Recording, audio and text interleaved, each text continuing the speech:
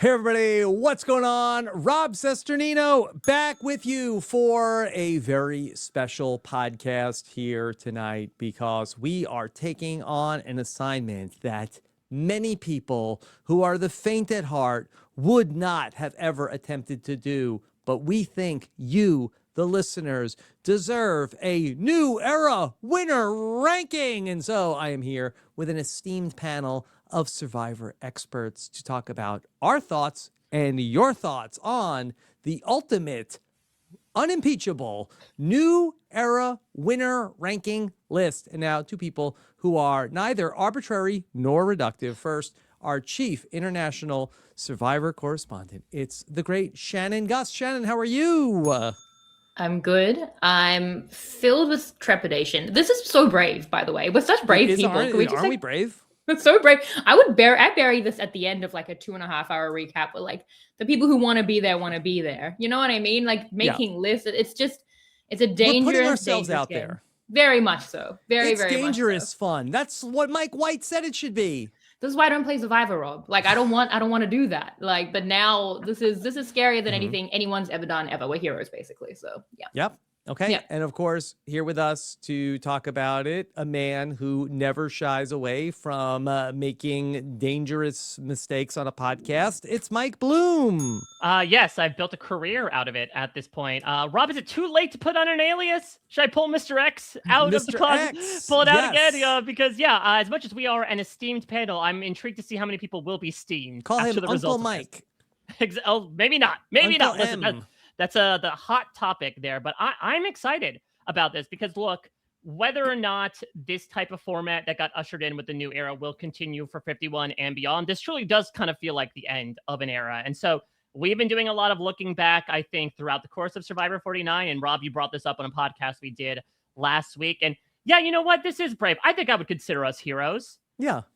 Listen, we're going to take chances. We're going to get people mad. Hopefully people will not feel like that we're just shooting from the hip. I think that all three of us here on this panel are very measured, took this assignment very seriously, and we are going to give our opinion, but we are also going to reveal the opinion of our listeners because we have been polling the listeners since last week, where we asked the listeners to rate the Survivor winners of the new era. And then we have compiled that into its own winner ranking list, which we will reveal here on this podcast. And so we spend a lot of time thinking about how this should go.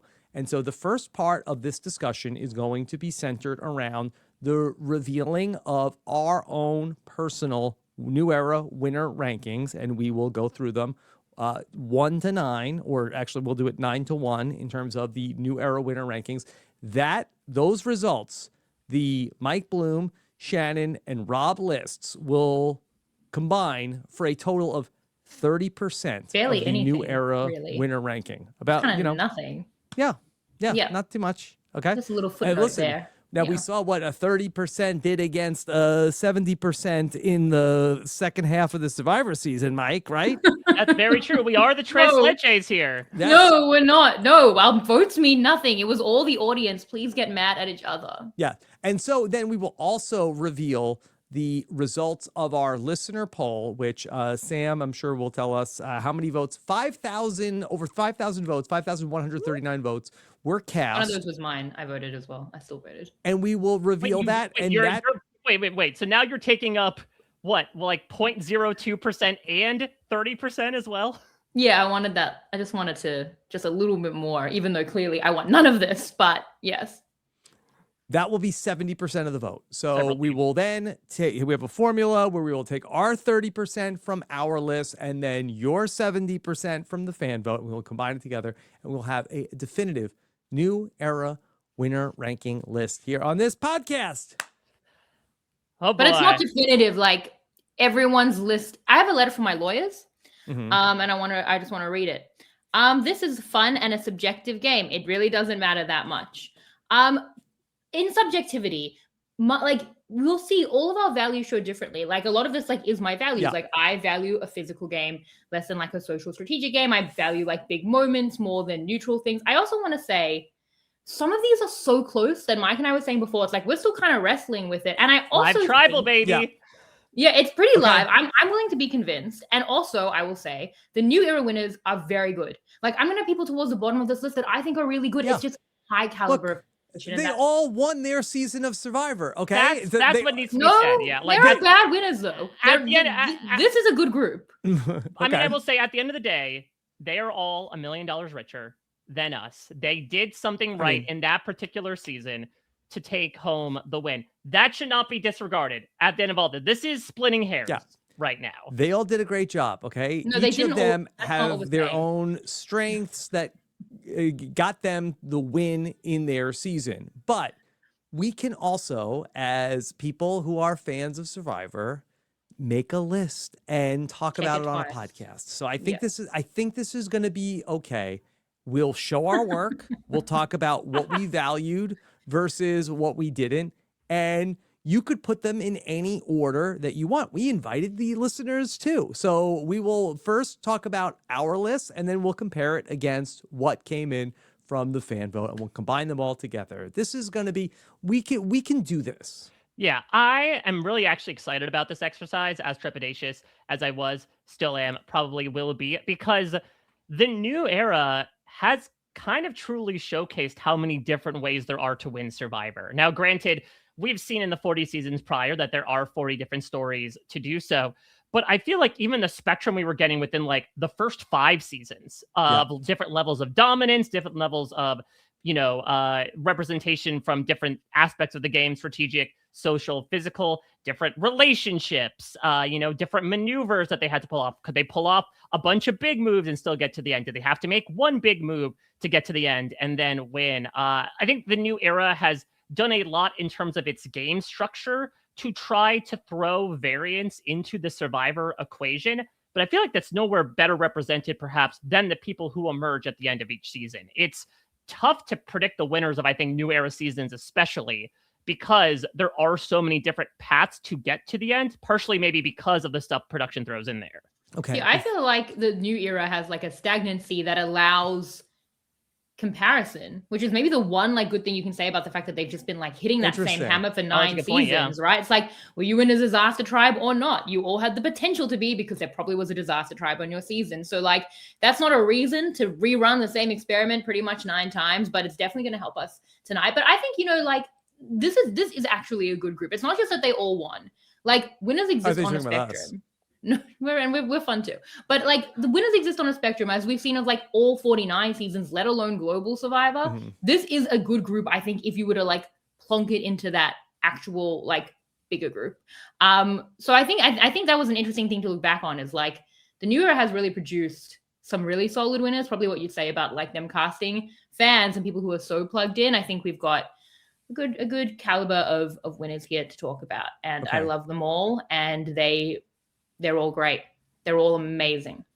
I'd love to just talk through your process in terms of how you went about making your list, because I had an initial version of the list, and then I was changing things leading up to this podcast. Mike, how did you go about putting together your list? So for each one of them, even though, again, every winner is special in their own way, I decided to compare each winner to 1 or 2 previous Survivor winners in terms of their journey, their gameplay, their specific skill set, which also helped me kind of ground myself, because then I think about how does that winner maybe compare in an overall list I might have running in my head. But I would say in general, what I'm looking at is an overall skill set. Granted, yes, one of the things that gets thrown in terms of the criteria for some people is like, well, so-and-so won, but the competition was weak. Or so-and-so had a tough time against these people, and so they deserve, they should get a higher ranking. I think for me, I value games more that, given what we saw on our screen in that particular season, is probably the most applicable skill set to apply to really any person to replicate a winning Survivor game. I think that some players have been able to pull off incredibly impressive journeys, especially in the new era, perhaps quite literal with those journeys. But I think I more so looked at the people who were able to have moments and particular faculties about them to just feel like the general qualities of what makes a good Survivor player that can be used as a baseline for pretty much any environment you're in. Probably should have ironed this out before, right? Okay. Well, I think it's great that each of us have our own criteria. Shannon, how did you go about making your list? I did a lot of research. I went back to a lot of my notes from the end games and the finales of these seasons, looked at some of Mike's old exit interviews, and obviously back at the seasons themselves. And for me, I was doing this at the time. You know, as every winner was added to the pantheon, I was making and saying on the podcast on Global a New Era winner rankings. I have stuck to that. There is things you look back on, it's like, should I change it? And I haven't been able to, because I've been kind of rooted to those ideas for years. I could be, again, convinced, but everyone has kind of fallen into that line for me. But for me, it is winning games. And I'm definitely going to talk about the skill set. Like, my number one winner isn't necessarily the person I would want to throw into however many, seasons. I think some winners may be better or worse than their games. But for me, it really is, especially what I value on their winning games. And just like the metrics of that. Yep. I did this exercise back in the Evolution of Strategy with Josh Wigler when I tried to rank the winning games from the first 30 players. And I know I got some pushback from my particular way that I do this exercise, but I'm really looking at the three things that we talk about in the New Era Final Tribal Councils, which is your social game, your strategic game, and what's the other one? Social, physical, and survival. and you The other strength. one. Maybe I also not a don't care facet you about think that. a lot about, Rob. Right. Yeah. And so I'm really looking at those three areas in terms of how we're going to be ranking the players. I'm looking to see how much did they get what they wanted? How many times did they get blindsided in the game where something happened that they did not anticipate? And ultimately, a couple other factors along the way. So I think that this list is going to be very interesting. I'm interested to see how much we have departures from things. And so why don't we get down to it? And so is anyone brave enough to say who they want to reveal as their number 9 ranked winner from the New Era? Oh, I mean, I'll volunteer myself immediately. You're a hero, Mike. Look at you. I was gonna say, running into a fire. So brave. This breaks my heart to put anyone at the bottom of this list upon the very, very good list of winners. But it would be appropriate that it was heartbreaking because it is the heart valve specialist. It is the one, the only Mike Gabler, winner of Survivor 43. Okay, and so what we're gonna do is we're going to then give you all of the stats on Gabler as we start to talk about Gabler in detail. And so let's talk through everything about Gabler and then we'll reveal where Shannon and I have Gabler on our list. Yeah, so Gabler started on Baka. Maybe didn't have the best time, but was able to make his way to the merge. And then I would say he took off, but he's able to get, his biggest enemy out in Ellie at the Mergatory boot. Pretty much goes with the Mergatory strategy of just throw a name out there and everyone hops onto it. Is successful in that. And then the Alligabler slips under the water and just bides his time until the end game when snap, snap, snap. Threats go one by one by one. Gabler is the second oldest person to win Survivor at 51 years old. Wins near unanimously, 7-1-0. Did win one individual immunity, most memorably, of course, an event that we all went to, live show with him winning the what's it called? The Idaho challenge that Jeff's doing in Survivor 50. Yeah, I was gonna say a challenge that is still ongoing right now. I think. I feel like it's not called Crank It, but it feels like it should be. It's not called Crank It. It is definitely. But now it forever will be. Now it's Crank Crank It. It should be called Get a Grip, but that's already been utilized. And votes against 0. And perhaps that speaks to a big element of Gabler's game, which, as he touts, has been touted many times since. Is going undercover for 26 days. It's a really impressive and unique game that Gabler has here in season 43, where he's very visible and somebody who's very much out in the open. Mike mentioned the Alligabler, which then he does go undercover. He's not somebody who's really talked about too much as a threat. He's willing to give people what they want. In terms of a game that was dominant, this was not it. It was a game where he was he intentionally passive. And these are, I think, the hardest games to rate, where when somebody is like, hey, I'm calling my shot, I want this person out, and I'm going to get the votes against this person, it's much easier for us to be able to do it. In terms of what Gabler did, it is a tough game to rank because it was a game of just surviving until he was able to make the fire, get Jesse out, and then ultimately have a great final tribal council. I think what's tough about this game is that this cast spoke about it so strangely, and things that they credit to Gabler's game are still, to me, so overstated. Like, they talked about how like Jesse and Cody and Gabler were the alliance of the season.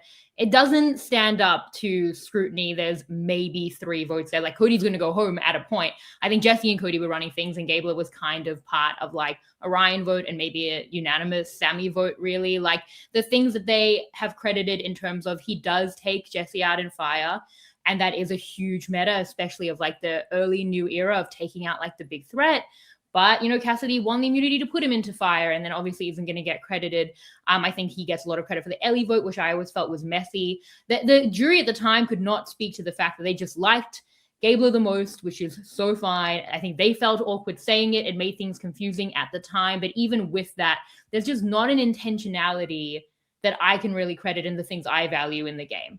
I think that he had an alliance with Owen and Cassidy. He kind of did want to get there with them. And obviously that was like not only an option for him. I mean, it should have been completely the only option for him. But I think it was an option. I think even if I just looked at some of the exits like with Mike after the season, and he was kind of happy to go a few different ways. You know, It's a little vague for me in what Rob's talking about in dominance and like definitiveness for a winner. So that's kind of always what I've seen with Gabler is like the things that they credit aren't there, or just say he was really nice, you know, like, and he was really nice, by the way. I met him in San Francisco. He's great. He's was so nice.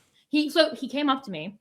Well, actually, I went up to him and I introduced myself, and I told him that I'm also friends with George, and he's friends with George. So we took a selfie of us.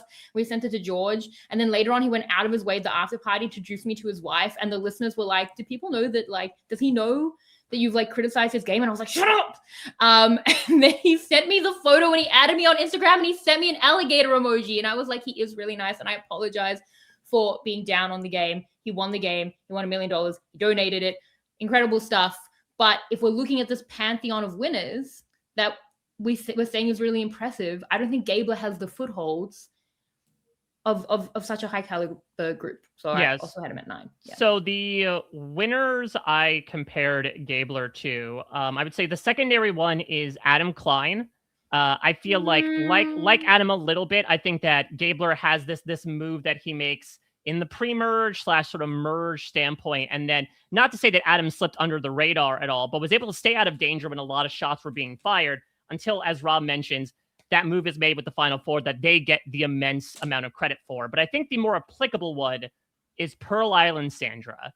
And, you know, Gabler even mentions as long as it ain't me. And it's not to say that, like, he was necessarily all about, like, I'll get rid of anybody. Like, as you mentioned, he did have options that were open. But, you know, he's not necessarily driving strategy. He's not winning challenges except for one, but he is positioning himself to be in a good spot where he is rarely targeted. And especially, I think Gabler had some of the most information in the game where he knew where everything was going and he was able to sort of move from there. I think what I take away from it is what you mentioned before, Shannon, where, as you said, Gabler told me about all of these options he had about getting to the end. The issue is, I think he could only win in that configuration that he sat in. He would have arguably lost against 2, if not half of the final 6. Mm-hmm. Yeah, I think that's what I compare it to Adam Klein. The thing with Adam is he's so intentional and so aware about, he's like, if you're not voting out David at 4, vote me out. Like, I refuse to sit with him. Like, I know that this is my only pathway and I'll do anything to get there. It's a similar structure where the threats all take each other out and you're left with this final 3. But I think Adam is wielding that a lot more intentionally. And then compared to Sandra, I could see that it's more like adaptive game. And I do think he knew he was underestimated and he's leaning into that in parts. And I think that that's really good to be fluid like that. But I think Sandra in Pearl Islands did drive a lot more. Like, this 43 cast, the Jessies, the Codys, the Carlas, were driving a lot that I don't think Gabler was. I think that you can point to things that Sandra did more definitively in the Pearl Islands. So yeah, that, and then, so I would put him below both. But I mean, we always said Tom Schwartz, right? Like, for the Survivor South Africa fans, there's a lot of similarities possibly there as well. Just in terms of archetype at the very least. Yeah. So for me, Gabler, he has this off the charts social game. That's the thing you hear about him. It's almost like to almost any fan or person who's played with him, anybody who's interacted with him in person, they say, you meet this guy and you get it. And I got to meet him also in San Francisco, like Shannon did. And he was just like so intense. He's like, "Hey, Rob, great to be here." Like wow, Gabler, you are like lit up. Yes, enthusiastic. And he sent enthusiastic. Did he send you an alligator emoji? He did not. We have not been sending any emojis back and forth. And you should send it. Send it. Yeah. So with Gabler, you totally get it. And you get to the final tribal council. Everybody's laughing at his jokes. They really want to give him the win. And so it's definitely like an interesting skill set in the new era. I think that he's kind of a unique story and a unique winner for the new era. I will tell you, I also have Gabler at number 9 on my list. Yeah, I think he said it best to me in his exit press when he said that he was not a hunter, he was a farmer. He was spreading his seeds, for lack of a better term. And I do think that while that is an asset to be admirable in the new era, I think the reason why he is ranked towards the bottom is because I can think of instances in 1 through 8 where these people were hunters. You know, I think the farming lifestyle is perfect and necessary and has won people the game before. I think the other ones just have a little bit more of that carnivore in them. Man, he has a lot of sound bites, that Gabler, huh? Yeah.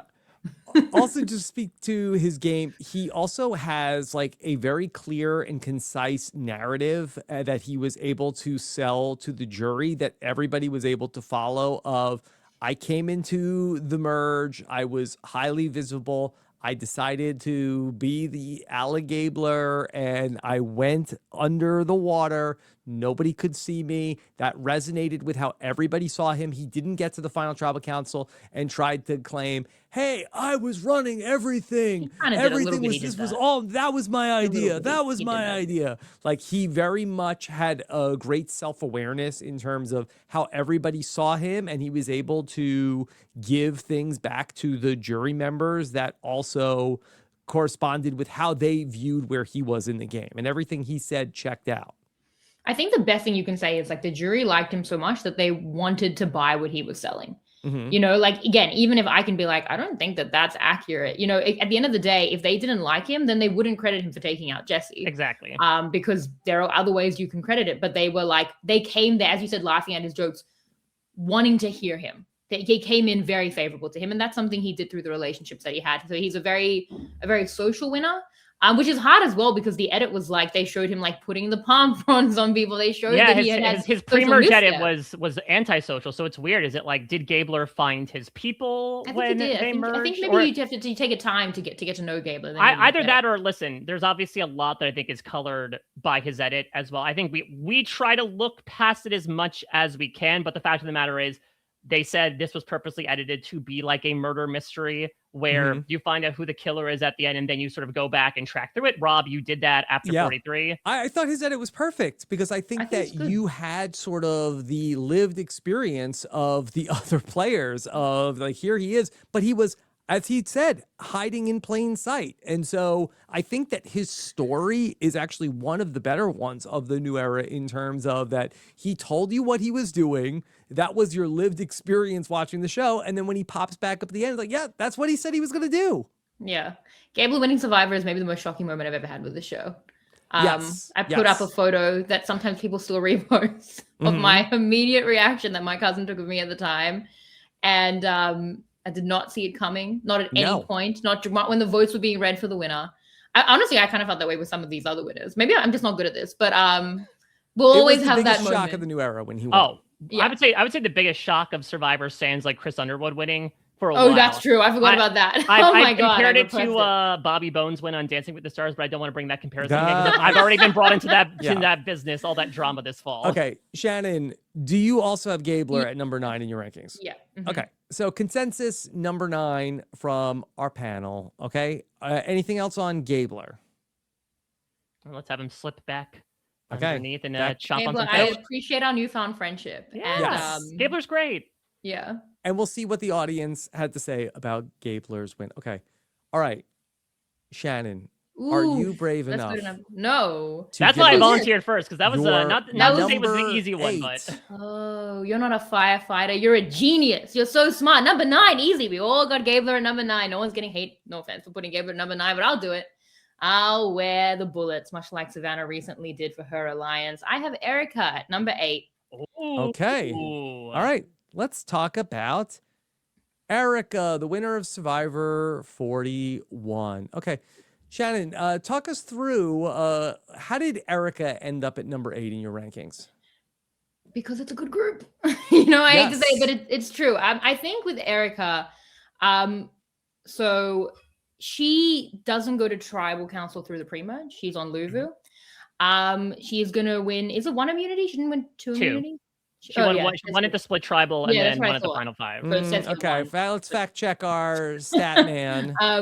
Not gonna name names who it was. She gets a couple of votes at the Shan boot, if I'm correct. The thing with Erika's game is that it's hard to analyze. Well, it's very hard to analyze because it's so different from the edit. Like when I was looking back at my notes after that finale, we were recalibrating so much of what we had learned in the edit, things that weren't even just hidden, although she was an incredibly hidden winner, but some things that may have been manufactured. We were told, the challenges were being like we were having attempted throws to get rid of her. Then we were hearing from Deshawn, like she wasn't necessarily at the bottom of Luvu. Like she might have been, she wasn't necessarily going home in the hourglass at the point where she's away at Exile for a couple of days, maybe, but we were trying to recalibrate these things. And I think that we as a fandom have struggled with that because we don't know, So it's like, should you assume the worst? Should you just go with the edit where it's like there are these huge missteps where she was very much saved by the format? Or should you assume the absolute best, which also feels unfair? Like she was definitely insulated. I try to do a little bit of neither and both.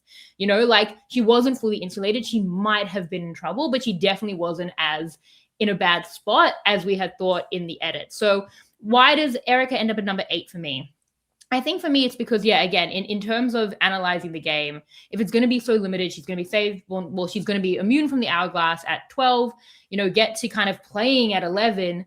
And from there's nothing kind of as spectacular as we're going to see from some of these other winners. Erika is a very solid winner. She's very consistent, but the game is going to be limited and then kind of like neutral to good. Things are going to be driven by Ricard and Shan a lot more in that early merge. And then she does have a great end game and she's driving a lot of the shots, but she just doesn't have as much time to make that happen. And then when she makes it happen, it's good, but it's not some of the spectacular moves that we're going to talk about later on. So I described her at the time as like a mid-tier winner, and I kind of feel her the same way now. I think she's got it all, but kind of medium. Like she is social, but she's not like the most social. She did drive things, but she's not like the most dominant strategist. She's certainly physical, but she's like some of these winners are going to break records or tie records. So I think some of these other wins that I rank higher than her will be less consistent, but they have superpowers. Whereas Erika was just kind of like a steady Eddie in a limited game format. And that's kind of puts her at number 8, even though I do think it is good. And I don't think it's like should be second last, but that's where these winners kind of sit for me. She's definitely a key co-conspirator in a bunch of the big things that end up happening. On the Nasir vote at the split tribal council, she works with Ricard and Shan to get Nasir out of the game with his idol. Also on the Shan vote, that she ends up coming in and is a key person. I believe that they end up doing like a idol flush or a vote split against a 3-3-2, Shan and Liana. I believe Shan was trying to get Erika voted out on that round. So she ends up being a big part of what goes on there. And then she ends up, hitching her wagon with Ricard and Xander to go to the end. And she does win an advantage also, I believe, at the final 5, which I don't know if that's, I don't know if we have advantages counted in our stats. But she does get an advantage in the challenge, but I think ultimately Xander ends up winning. No, she wins the final 5 one. Xander wins the final 4 immunity and takes her to the end. Got it. So she wins the advantage, which helps her win the final 5 immunity, and then ends up going into a final tribal council where she ends up beating Xander and Deshawn. I would say also in terms of the final tribal council that she has, though, we had heard from the get-go that Xander was not really considered to be a real factor in terms of somebody that the jury wanted to vote for. And then also it seemed like that things really went sour for Deshawn with some of the members of the jury like Shan and Liana. So she goes into a very favorable matchup, I feel like, at the final tribal council. And that's why I think one of the closest comparisons I have for Erika is Earl Cole. Yeah. From the OG Survivor Fiji, where I think that much like Earl, Erika was in a bit of danger when the game turned individual. Now, Erika was directly in danger. I think certainly something that could be a knock against her game is, to your point, Shannon, maybe this is true, maybe it's not, but at least it was edited to be that had Erika been left unsafe at that first tribal council, she would have gotten at least a little bit of heat. But at a crucial point during the post-merge, she's able to help cobble together this like syndicate, this cross-tribal group that pretty much steamrolls their way to the end. She loses her closest ally, Heather, at the final four, but she sits at the end against two kind of unlikable people to the rest of the jury. And so she wins pretty handily. Mm-hmm. And I think Erika, I will say I did not have Erika ranked number 8. Okay. I did not. I did have Erika ranked number 8. Oh, interesting. Okay, thank you, Rob, for the solidarity. Mike, you... Okay, well, this is where it's going to get interesting.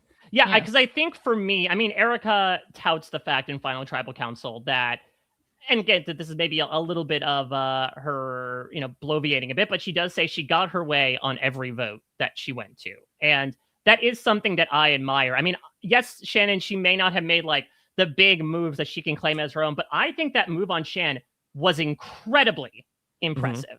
Yeah. Like, think about the fact that the discourse at the time was how much Shan was on lock to win that season, that she had this all black alliance. She had this alliance with Ricard, seemed to have so many different things going on. And Erika was the next one in her sights. Like the Godfather was planning her next hit.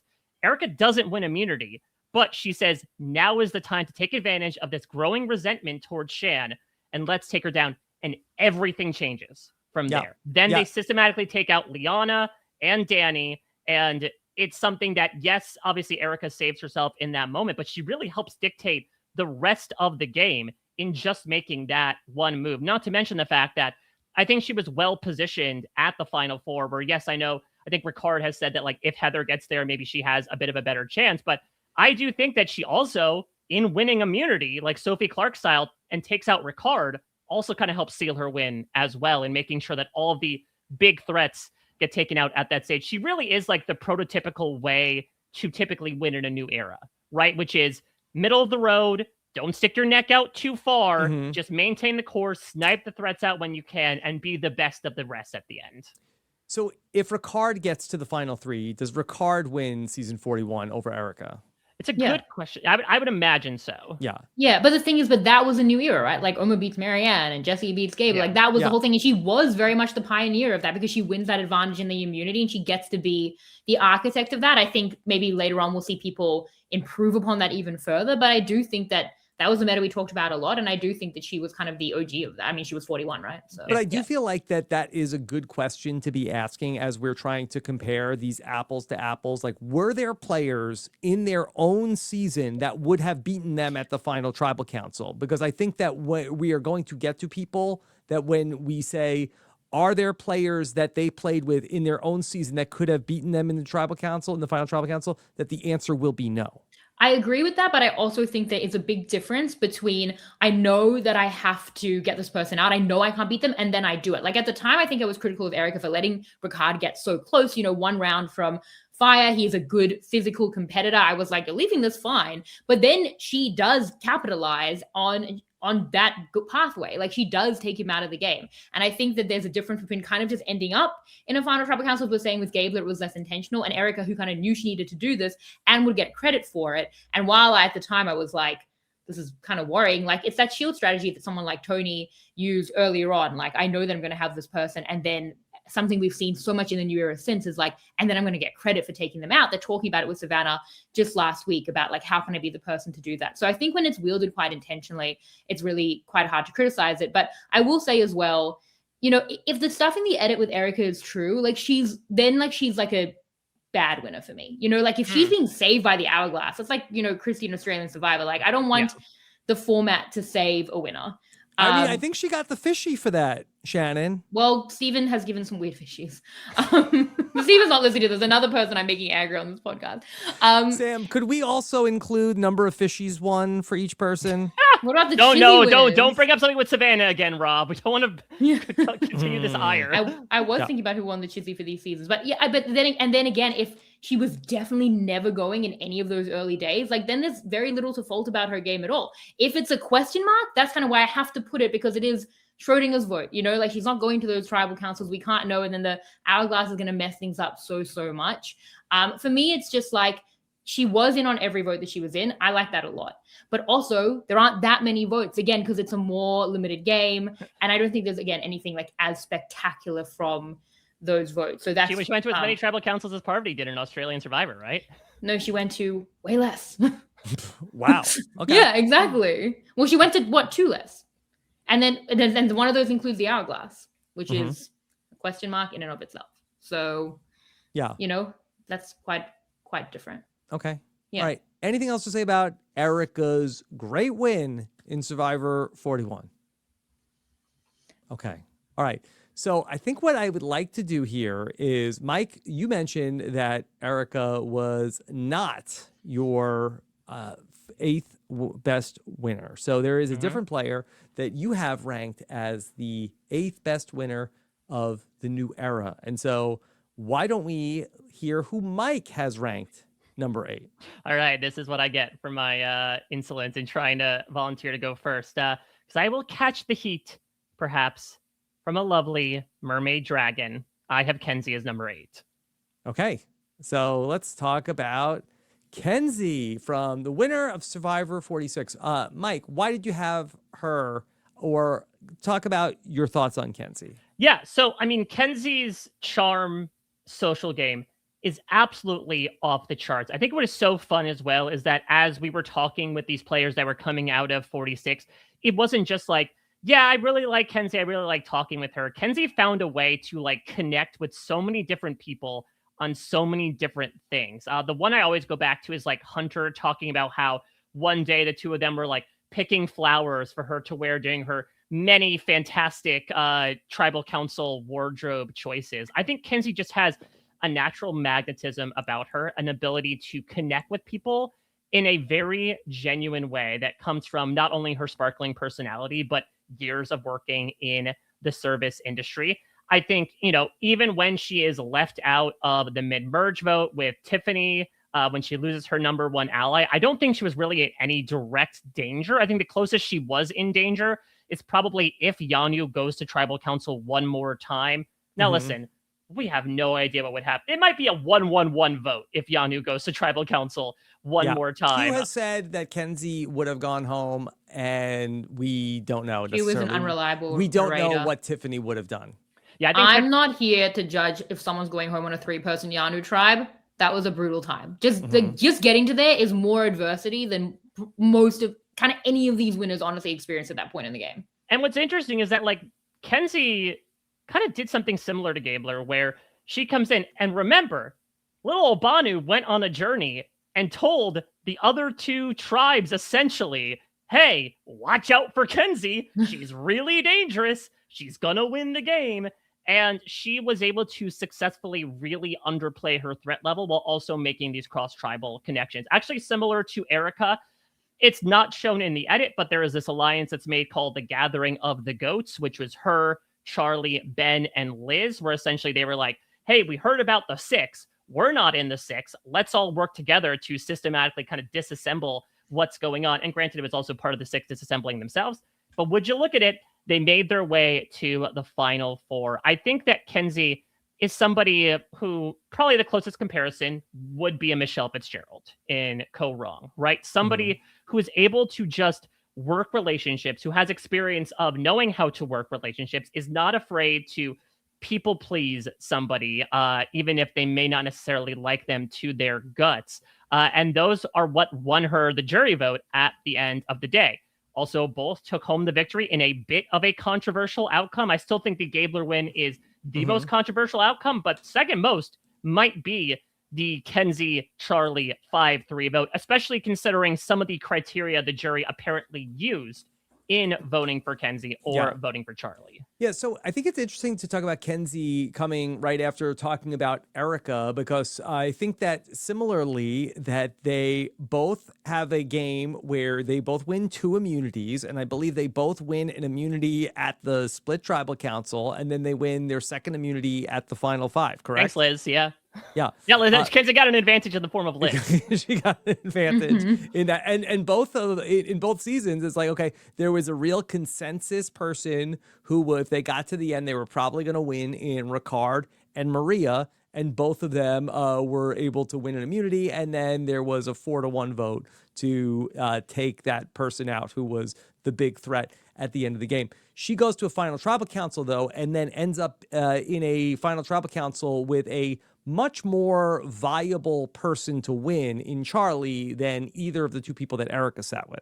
Yeah, I think, Mike, you. Yeah. No, I mean, that's largely, I think, what puts her near the bottom for me is, again, that sense of active gameplay. I feel that Kenzie was very good, and again, getting in so many people's good graces and being able to be part of this faction to help determine how the votes went where they did. I do not think she was as much of a driver as someone like Erika, especially towards that end stretch, nor did she need to be. Again, she took home the money that may not have been suitable for her specific type of personality. But I think that combined with the fact that, like, unlike perhaps another winner that we're going to talk about, I think her social game was a little more clocked by a lot of people, makes me feel like she's going to be a little bit lower on this ranking for me. Yeah. It was a superpower and one that was certainly noticed by people. And so that's like a blessing and a curse. It's like a double-edged sword of that she has something that's just so off the chart that, you know, people are able to spot it, but also they were never able to get rid of her. I think that something is a demerit for Kenzie is that Kenzie gets blindsided. She has an interesting relationship with Tiffany, who's her number 1 in the game, who at the final 9, I believe, she actually is working on getting Tiffany out of the game. She wants to turn on her number 1. And then she comes to her senses and says, okay, well, you know, I can't turn on Tiffany. And then she gets blindsided when Tiffany gets voted out at the final 8. Yeah, and all of that is really bad. So it's interesting that I would put her above Erika, where I'm like, there might not be, edit permitting, a lot of faults here, where I do have gaps with Kenzie's game. You know, like, we didn't like her turning on Tiffany. It basically became a meme of that season, of everyone turning on their number 1 right until the jury vote. And then she gets blindsided in a way that Erika never is. But I think this speaks to, guess, my values when I'm ranking it subjectively, is that I like when people have those big extremes in superpowers or in moments. And Kenzie is the social winner personified. You could pretty much find a picture of Kenzie in the dictionary, other than I think probably some early game stuff when Yanu were getting very Lord of the Flies on each other. But I do think that, you know, it was so clocked, but they never got her. And I think, if we talk about the high complexity of her game, which is, how could you foresee that Maria would do that? No one ever possibly could. I still am confused about it to this day. I don't take it well to this day that Maria did that. I think it was not even, I don't think it was about Kenzie. I think it was about Maria and Charlie. However, she did get to the point where it was close. At the time, I thought, and I still think, look, Charlie in some ways needs to wear the fact that he went to the final 3 with an obviously sparkly person. They've been talking about it for so long. She was so clearly sparkly. That's always going to be tough. I actually don't criticize Charlie for it. I don't think he had many other options because Venus made herself an unworkable ally. But it speaks to Kenzie that she was such a threat, but indispensable. Like, she was a workable ally, that she could get there despite the fact that everyone had been talking about her for such a long time. So I do think that, you know, Charlie in ways that, you know, he does that and he has to wear it. And Kenzie in ways has to wear that it was so close. And she has less agency to make it less close. I think she's the one who's kind of doing the structure less in that season. But also it was close enough for her to win. And she gets it done. So it's hard to, like, you know, it was so close for both of them that I think they're in a similar spot of, like, well, you know, like, you had a chance. Like, they both had a chance. And Kenzie's the one who capitalized on that chance. So I do think I don't criticize it as much. And then in terms of the extremes, again, I look at adversity a lot in these wins. To compare it to someone like Erika, again, if they're going to be close in my rankings, man, did they really struggle on Yanu, where, like, Erika doesn't go to tribal council. Now, that's an unfair thing to possibly discredit someone for, but I have to look at just how much Kenzie was just surviving. And I have to be impressed by that, and I am. Shannon, do you have Kenzie at number 7? Yes. Yes, I also have Kenzie at number 7. And to me, I think that this is the end of a tier here of the Gabler, Erika, Kenzie. I think that to me, I feel like that these Very three are, you can have them in whatever order you want. But to me, I feel like that this is like the top of like one of the 3 tiers that I see. I have Gabler at 9, and then I think Erika and Kenzie are in a tier where they could be interchangeable because, again, they're so different. Like, the best things you can say about Erika's consistency is what you cannot say about Kenzie, but then what Kenzie fought through is what you can't say about Erika. So that's like a real apple and orange comparison. But yeah, I mean, and I think Kenzie as well, like in that final tribal council, while the Maria thing, again, I don't think it was about her. Like, she sells herself well. Her use of narrative, I've always loved that. It's like, the way Q asked her about how she'd spend the money and the way that people saw her as a human and what they wanted to give her, I think was really impressive. I think everything on narrative, social game, threat level, and being able to be protected in that and being like an important ally, got her to the point where at the worst case scenario, she would have just lost, right? And then that's how we talk about it for Charlie, but she just won. So that as well. So you know what I mean? It's hard to really criticize it because she didn't come in like getting destroyed ever. She always got herself to that point, and to Charlie's credit, so did he. And it went one way or the other, and she's one to capitalize on it. To go back to your piece of criteria, Rob, about like, was she up against people who would win? I mean, I think the thing that was revealed in the finale exit press was that if the vote did tie 4-4, despite what the edit was showing in terms of like, oh, Kenzie is the one that's really comforting Ben the most through the night terrors, he would have actually voted for Charlie because Charlie was doing the same. It was a one vote. Yeah, I think she probably would have also lost to Maria, I think. But everyone knew to get Maria out of that game, you know, like, and she did it, and she won that challenge. So I think that her against Tiffany, I think that Tiffany probably ends up winning also. Tiffany had been gone for weeks at that point. Okay, I'm just saying, but I just want to like hold up my own criteria. I think it's interesting, you know, you could have it, I think, either way. Kenzie, Erika, 7, 8. I went with Kenzie at 7 just because I felt like that the one like trait that she's really known for, Shannon, as you mentioned, that social game. I just think that she has that superpower level of charisma, and it's something that she was able to use, so well in the game. She's so like eminently likable that I think that if she played again, even if she played on like new Winners at War, I think that she would be a tough person that anybody would want to get rid of. I think she'd be Michelle 2.0, right? Yeah. Which was like being able to make her way to the end. She is incredibly scrappy. Being a small business owner for as long as she had teaches her how to be resourceful, and she made use of the very, very limited resources that were given to her from days 1 to 26. Yeah. Business owners, the best demographic professionally of winners, as we've learned from Survivor Fact Checker. I think in a perfect world, Kenzie goes at 7. You know, like, Charlie is having to take her through instead of Venus, but Venus just made herself so unworkable. And the fact that he like has to lock in with Kenzie, he knows he's taking Kenzie far. That was always going to be a threat. As we said, Banu was talking about it. This did not come out of nowhere. And he could have taken her out. Ben voted for her accidentally at the final 7. But she is able to come back from after Tiffany gets voted out. She looks like the next person to be voted out at that final 7 and is able to pull through and end up on her way to the final 3. Yeah, and actually, I realized, that's the only vote she gets the entire season is the one that Ben does by accident. 46 was wild. I miss What's happening in that season? I miss it, man. I want to should we do a New Era Seasons ranking? Because that might spoil Oh my, that's actually probably get us kind of less hate than this. Because it's just seasons. All right.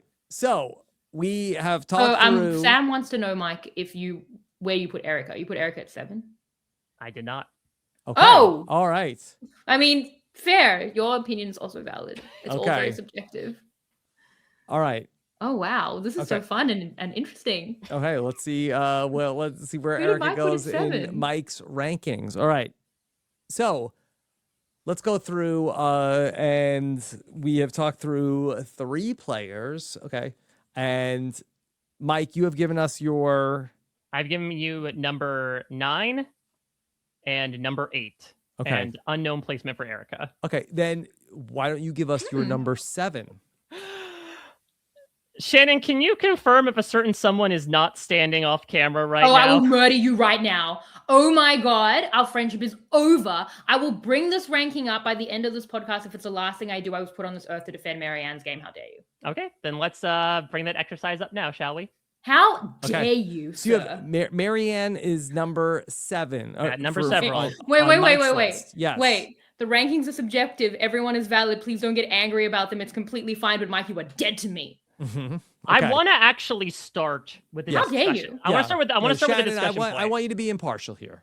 Yeah, I'm being impartial. I want to maybe impartial? cool the conversation down a little bit, because I realized something as I was combing over Maryanne's game. Is she the most influential casting choice of the new era? Yes, of all time.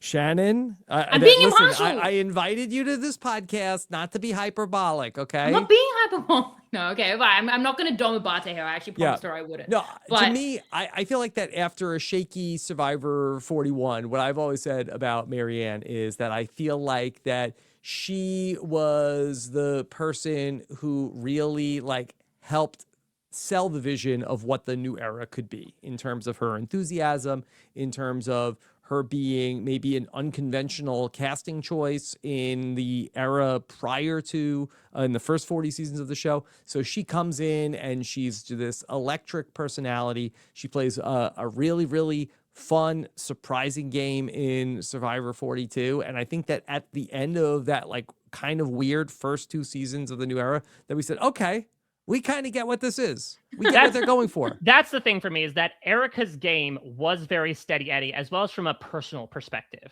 as well. Maryanne, from a character perspective, is one of the most unconventional winners we have ever had. And like, the proof is in the pudding. Carolyn said what inspired her to apply for the show was watching Maryanne say, I'm weird and you can be weird too.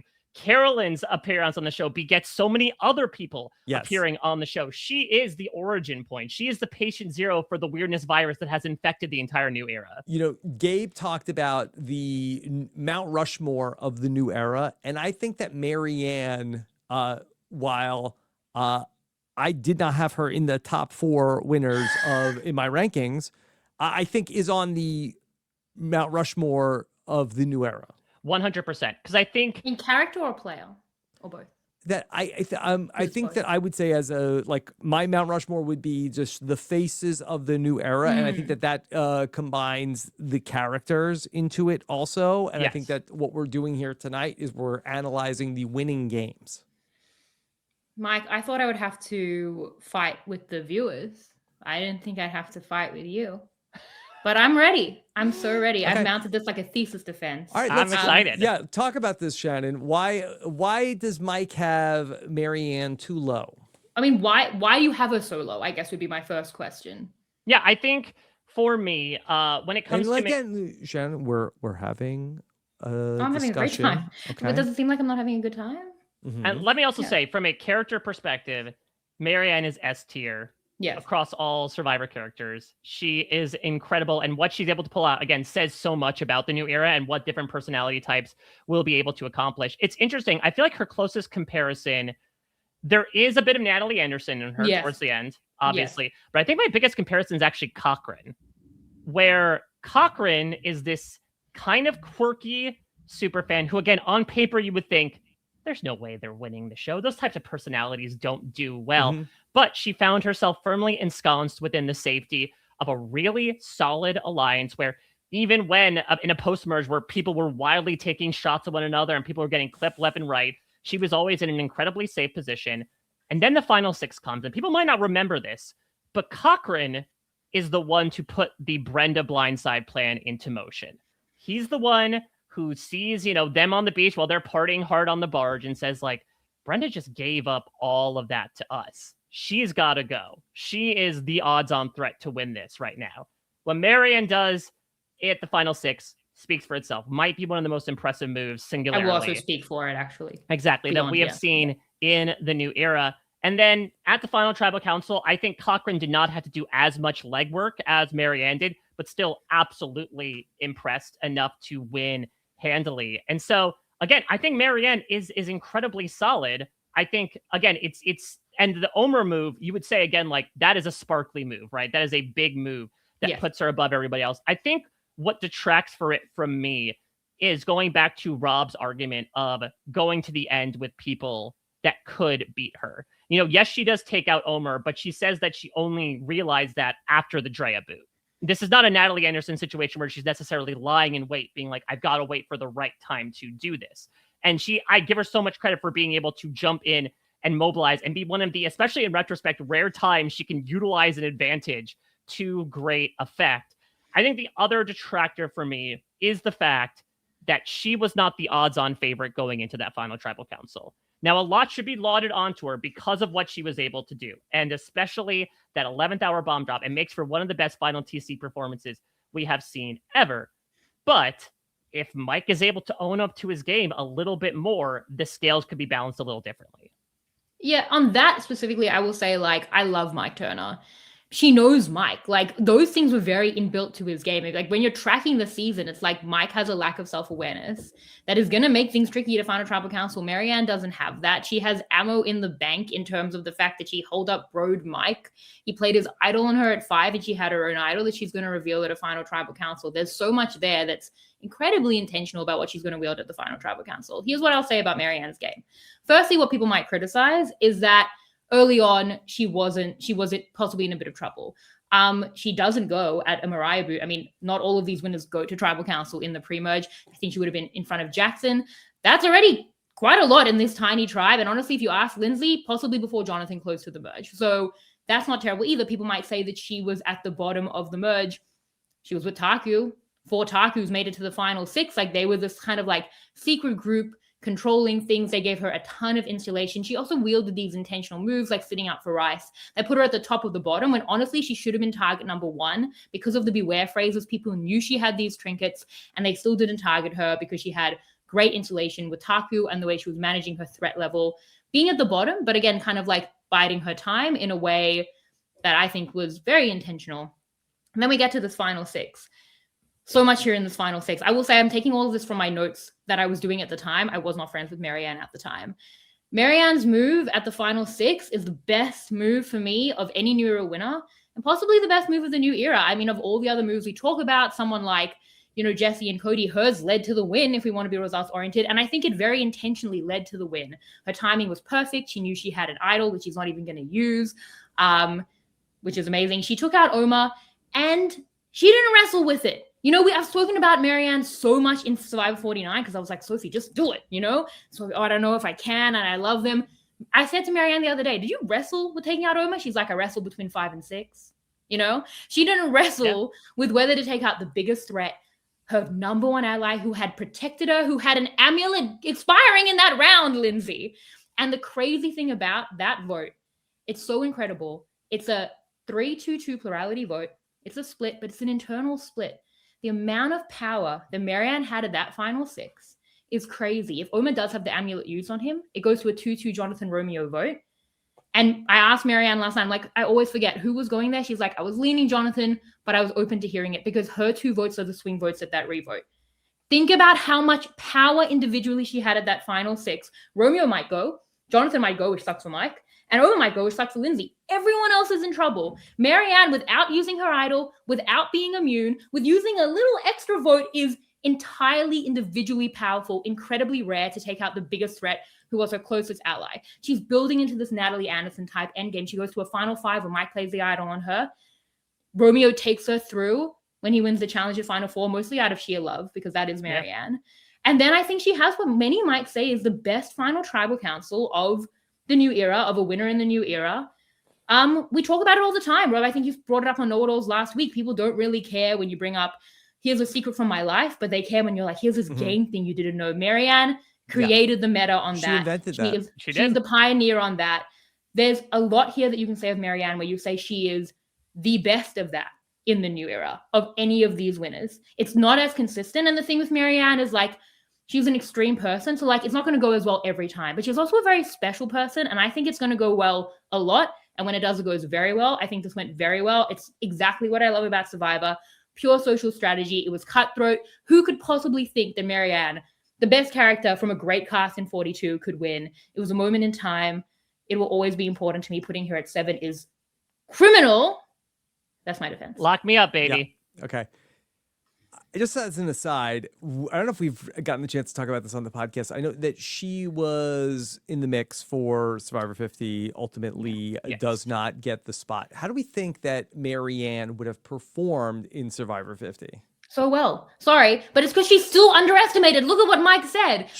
No, I do think of the, depends on if she was on there with Savannah. I believe a lot of people were saying that they felt Savannah replaced her because of, them being added sort of a week before the game started. But I think of her and the other two winners, there's a reason why we haven't talked about the other two winners. I think they would have been looked at as much bigger threats than Maryanne, much to everyone's detriment. So I will tell you in my rankings, I did not have Maryanne at 7, clearly, because that's where I had Kenzie, but I did not have her at 6. I had Maryanne at 5 in my rankings. So I have her right in the middle of the New Era winner rankings.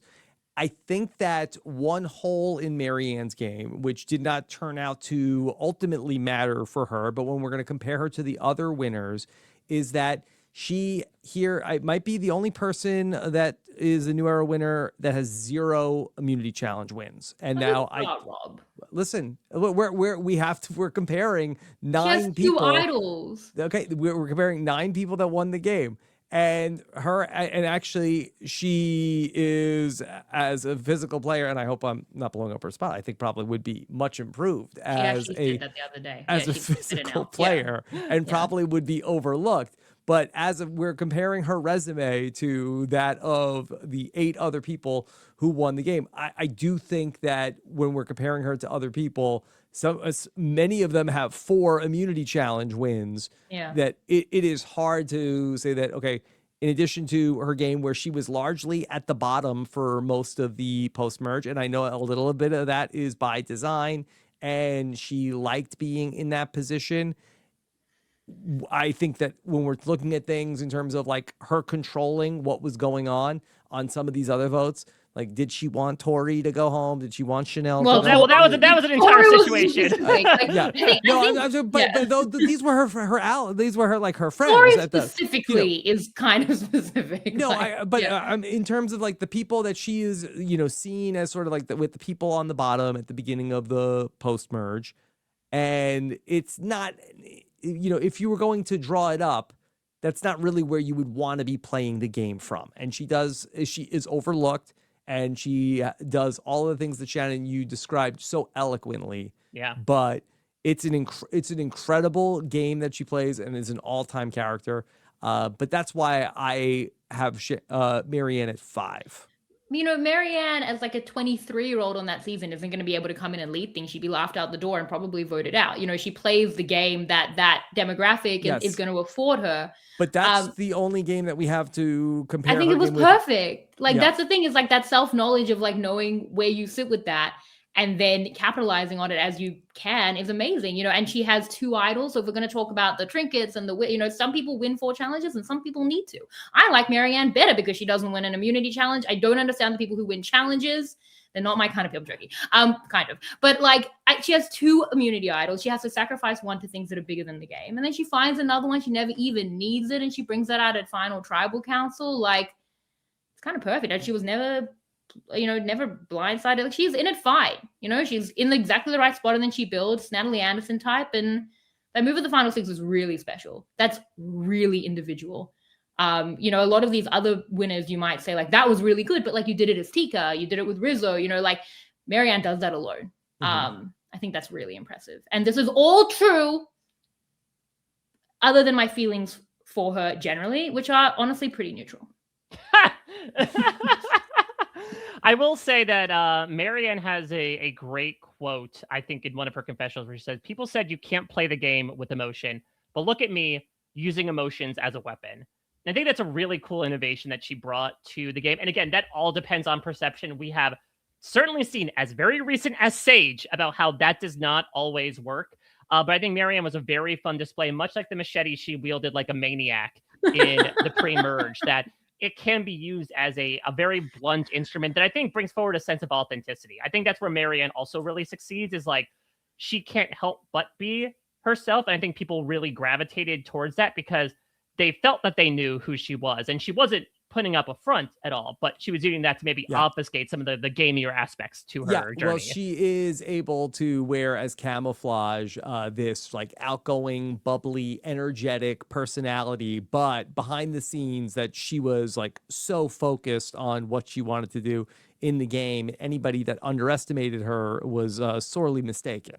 Exactly. And you say you like playing the game with emotion, and she wasn't that emotional when she got Oma, right? Like that's the thing you have to do. But other people really struggle with that. I think how much we've seen other people struggle to pull off those endgame moves, turn on their allies, only makes her win more impressive. Because it's like, yeah, it sounds easy. It's actually really not. It kind of seemed like it was easy for her, which is crazy because, again, yeah, we've seen if Sophie can do that in 49, like she wins the game, and she couldn't, and that's a chasm. Mm-hmm. So yeah, I think that there's a lot here. I think that the face of the new era looks really different without Maryanne doing all this stuff. I think that it's pioneering, and I think Maryanne winning is my favorite thing to happen in the new era. That was my favorite moment of all that.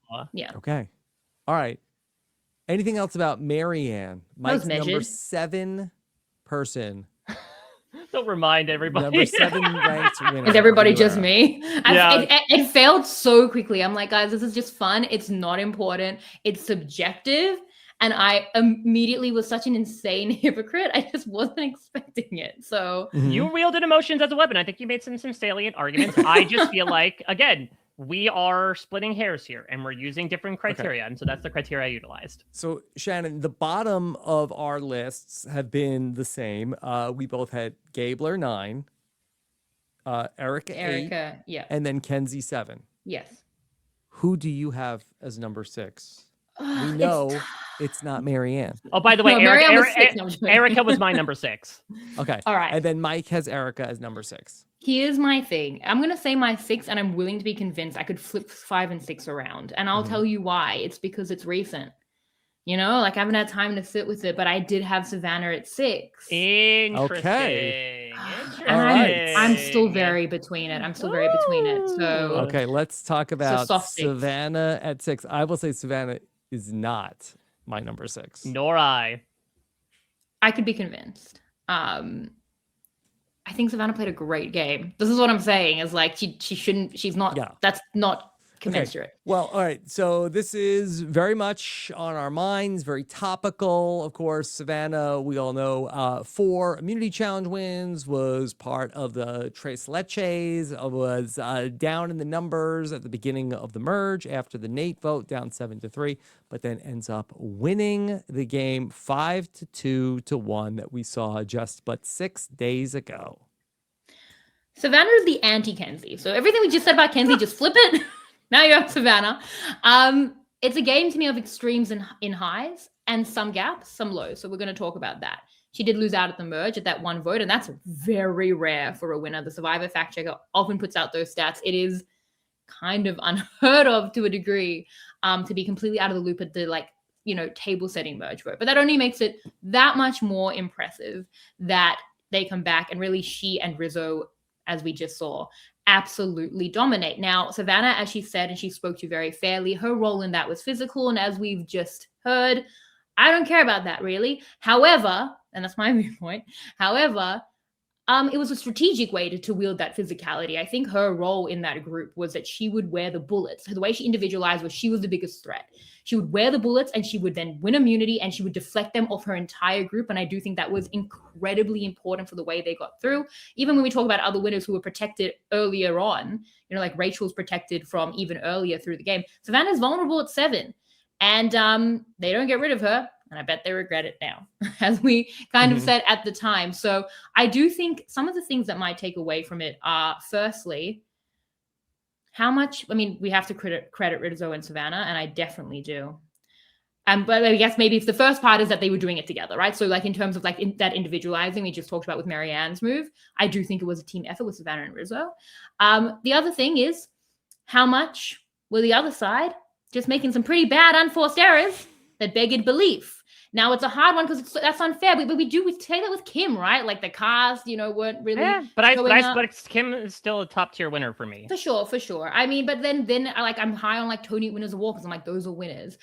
A lot of it is Rizzo and Savannah, of course. These things aren't binary, but man, what were Hina doing anyway? we have to talk about that. The other thing, of course, is the well-spoken about social gaps that, whether you want to talk about it at final tribal council or beyond, were clearly there.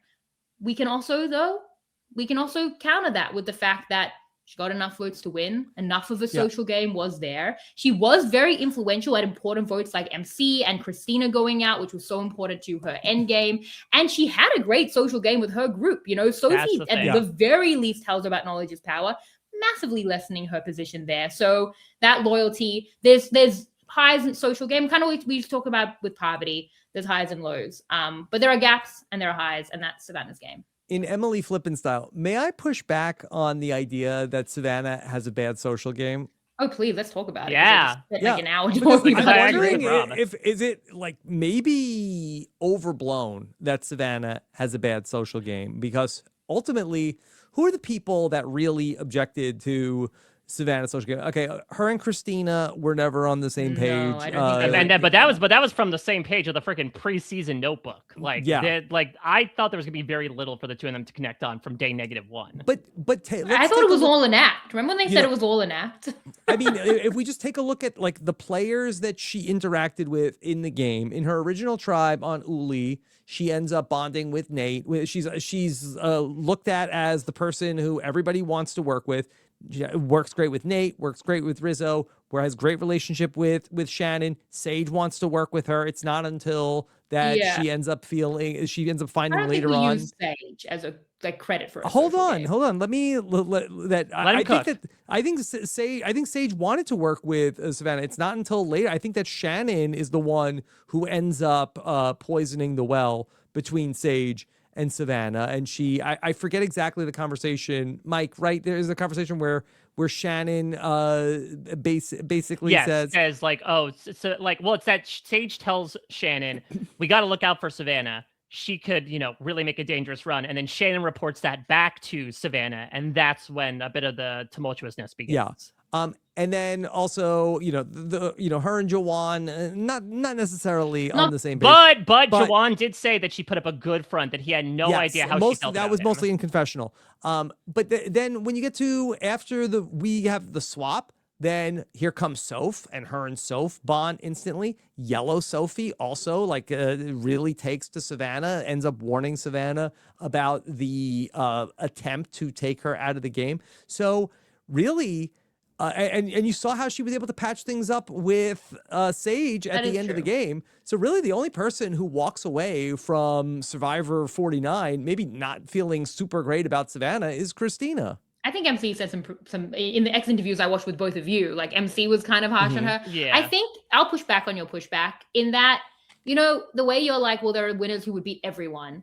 My metric is like, there are winners who no one feels that negative about them, right? So I do think the way MC and Christina felt about them, Sage, it comes back. But even Jawan, I mean, sweet Jawan thought, he was too high on it. I feel like it wasn't handled well with Jawan. He was trying his best. I'm not saying she's Kenzie in terms of the social. I'm just saying that I think that a lot of the season was talking about bad social game Savannah. And I think that ultimately, it ends up being a fine social game. But as well, it's there's people who dislike her. Again, I think this is the old school Parvati style, which is not true of what we've seen of Parvati recently. And that's why I think she wins 5 votes, she loses 3 was always so fitting to me. But in terms of that's how Parvati won. And then to be fair, Parvati's also going to lose after that might still be Savannah, to be fair.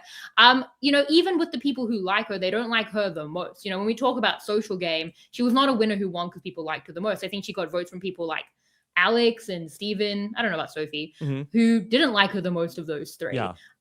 So it's probably there are definite high spots that she capitalized on. It's a limited social game with high spots, and then there are also lows, and then there are some things that it's not as high as other winners that we might talk about. Can I ask, is there a person that you could put into the final tribal council that would have beaten Savannah? No, but it's not on social game. Yeah. But yeah, I think maybe Steven. People seem really high on Steven. I think that might be because they kept saying that, because I think one of the reasons why Savannah gets the votes she does is because she is kind of perceived as the full package. Yes, she is not considered as widely social of a player, though I do think, I've talked about this before, that I think Christina's question was fair, and I think Savannah's answer was not a good look at all. But I also think what she does bring up in that is that she was talking to people a lot about things in their lives. It just wasn't necessarily family members. That's something that Christina values, but she talked a lot with Alex about work, with Steven about her previous trauma. So she was still connecting with people, but not in that incredibly visible way that she wanted. But yeah, I think that Steven, again, this is one of those things that was not presented in the edit at all, but Steven seemed to be the odds-on consensus person to win if he sat in the I think if you put him into the final tribal council, and so it's Soph, Savannah, Steven. I think that Steven probably has Sage, Jawan, Christina, MC, Alex. Maybe. And so I think, yeah. So I think that probably she loses to Steven, but I think she beats anybody else in the season. It's so interesting because social game, it kind of feels like it should be one way, like people like you. And I guess that is kind of what we're thinking. But there are other ways to be, I mean, highly classified by, like, is it a social game to say she was highly respected, highly influential? Like she had all of those things. That's the thing to me, is that this is not a game built on the dimensionality of like, well, she won immunity and then she did nothing with it. One thing that Sophie Segretti told us is that Savannah was a key cog in her sort of flipping things over to the other side. That Savannah specifically had brokered this relationship to have Sophie. There's a reason why she gives her, the information that she does about what's going on the other side. So as Savannah mentions in her, closing remarks, like she made relationships. It was just the key relationships that she knew she needed to get her further in the game. And I think I did not have her obviously at number 6. I had her higher. And I think what puts her there is that those categories that you were mentioning, those rounds when she was not safe. And on paper, that should have been done. That should have been done and dusted. Even if there's a little bit of a scare that Rizzo might play an idol on her from what they're talking about, where they basically discounted Rizzo in the idol, still, there should have been far more than enough momentum. She was the target of seemingly at the final 10 after Nate got booted, but she was able to utilize this to almost like Mike Holloway style, almost, to be able to wield some influence. The winner I compared her to, now it's interesting because I would say actually her closest game comparison is Parvati in Heroes versus Villains, where it's like, here's someone who gets outed almost immediately as like one of the biggest threats to win, is left in a very big hole at a certain point, and somehow digs themselves out, gets all the way to the final 3, rather impressively, plays a very good physical game as well. But this was brought to my attention that I think the more I chewed on it, the more I thought it was interesting. Savannah gives me a little bit of Chris Doherty from Survivor Vanuatu. I see it right there. Yeah. Because Chris was even in a bigger hole than Savannah, but he found that back door. He was able to make those relationships and exploit key weaknesses within that women's alliance. And I think Savannah and Rizzo in particular were able to do the same, where they realize, okay, Sophie doesn't really vibe with Steven and Christina anymore. Let's work on that. Oh, Sage is now a little separate from everyone because Jawan got voted out. Maybe we can work with her, Uli Strong, moving forward. And much like Chris, she does sort of get a little raked over the coals at Final Tribal Council by being like, for Chris, it was, we made this relationship and you lied to me. How could you do that? You can't bullshit a bullshitter. Savannah was more so the opposite of like, did we connect at all? But I think that in both cases, they were able to really impressively not only work their way out of things, but even when they were not safe and in theory should have been the next one to go home, no holds barred, they somehow worked their way out of the situation. Yeah, it's interesting you say Chris, and you might even say like a Danny. These are the people who are left out right at the merge, which is so rare. Usually it's like they lose their alliance and then have to like soldier on and make it. Like that alliance just all did that. But then it becomes as well, it's like, as you're saying, she's a threat from the final 10. That's so impressive. But how much is it like Hina bumped into each other, then that made a pile, and then someone tripped over the pile, and that's what it kind of felt like the whole season. So I think, but they did do it. They did. I'm willing to interrupt the 5. I think I'm willing to interrupt the 5. And something that I've also been talking about with Savannah, and something that I think that she's really brought to the forefront of my mind in how we talk about these winners, is that she has immunity wins that I feel like almost all of them, if not all of them, were clutch immunity wins, where that there were times where multiple times in the game, she would have gone home had she not won immunity. So she's not a compiler when it comes to winning immunity challenges. There were times where I'm sure she knew that if I don't win today, I'm going to go home. And I think that really does help her case in the eyes of the jury of, we wanted to get her out and she kept winning immunity. I mean, you have them rooting on Rizzo in the fire making challenge. And also to be sometimes not, though. Mm-hmm. Yeah, I mean, the fact of the matter is, I did not have her. And she made the fire. Yeah. And she made the fire as well, even if she did the rare moment of lack of confidence in herself. I mean, I think that sort of is what brings her down a little more than a few other winners in my eyes. She is not, at the tip top of my ranking, spoiler alert, but it's because, yes, I agree, Rob, the ability to be able to pull a rabbit out of your hat at the right time is great. You know what's even better? Not needing to be in that position in the first place. Sure. Okay. So, Mike, where we know that Shannon, you have Savannah here at 6, correct? Yes, I believe I could so. interrupt to 5. Yeah. Okay. But you have her at 6 at the moment. Are your rankings are fluid? Yeah. Okay. Much like yeah. She said live tribals. So then you'll have a new 6. Yes. Okay. All right. Mike, where do you have Savannah in your rankings? Number 4. Number 4. I also have Savannah at number 4 in my rankings. Okay. All right. So Shannon, it's up. You can do whatever you want. We are hands off right now. We're not going to try to influence anything. Okay. So Shannon may have a new number 6. Okay. Can you hear me okay? Okay. We need to lock this in because if your rankings were fluid coming in, we need them to be solidified for this exercise. I understand the assignment. I understand. It's so hard. Savannah just won. That just happened. Mm-hmm. I think. Okay. I'll put Savannah up to 5, and I'll put my 5th down to 6. Okay. All right. So Shannon, will you reveal who your new number 6 is? Sorry. Newly demoted. Newly demoted number 6. I feel bad now. This is almost worse. Mm-hmm. It was the that person who me. just dropped 1 slot down to number 6. Savannah's so new.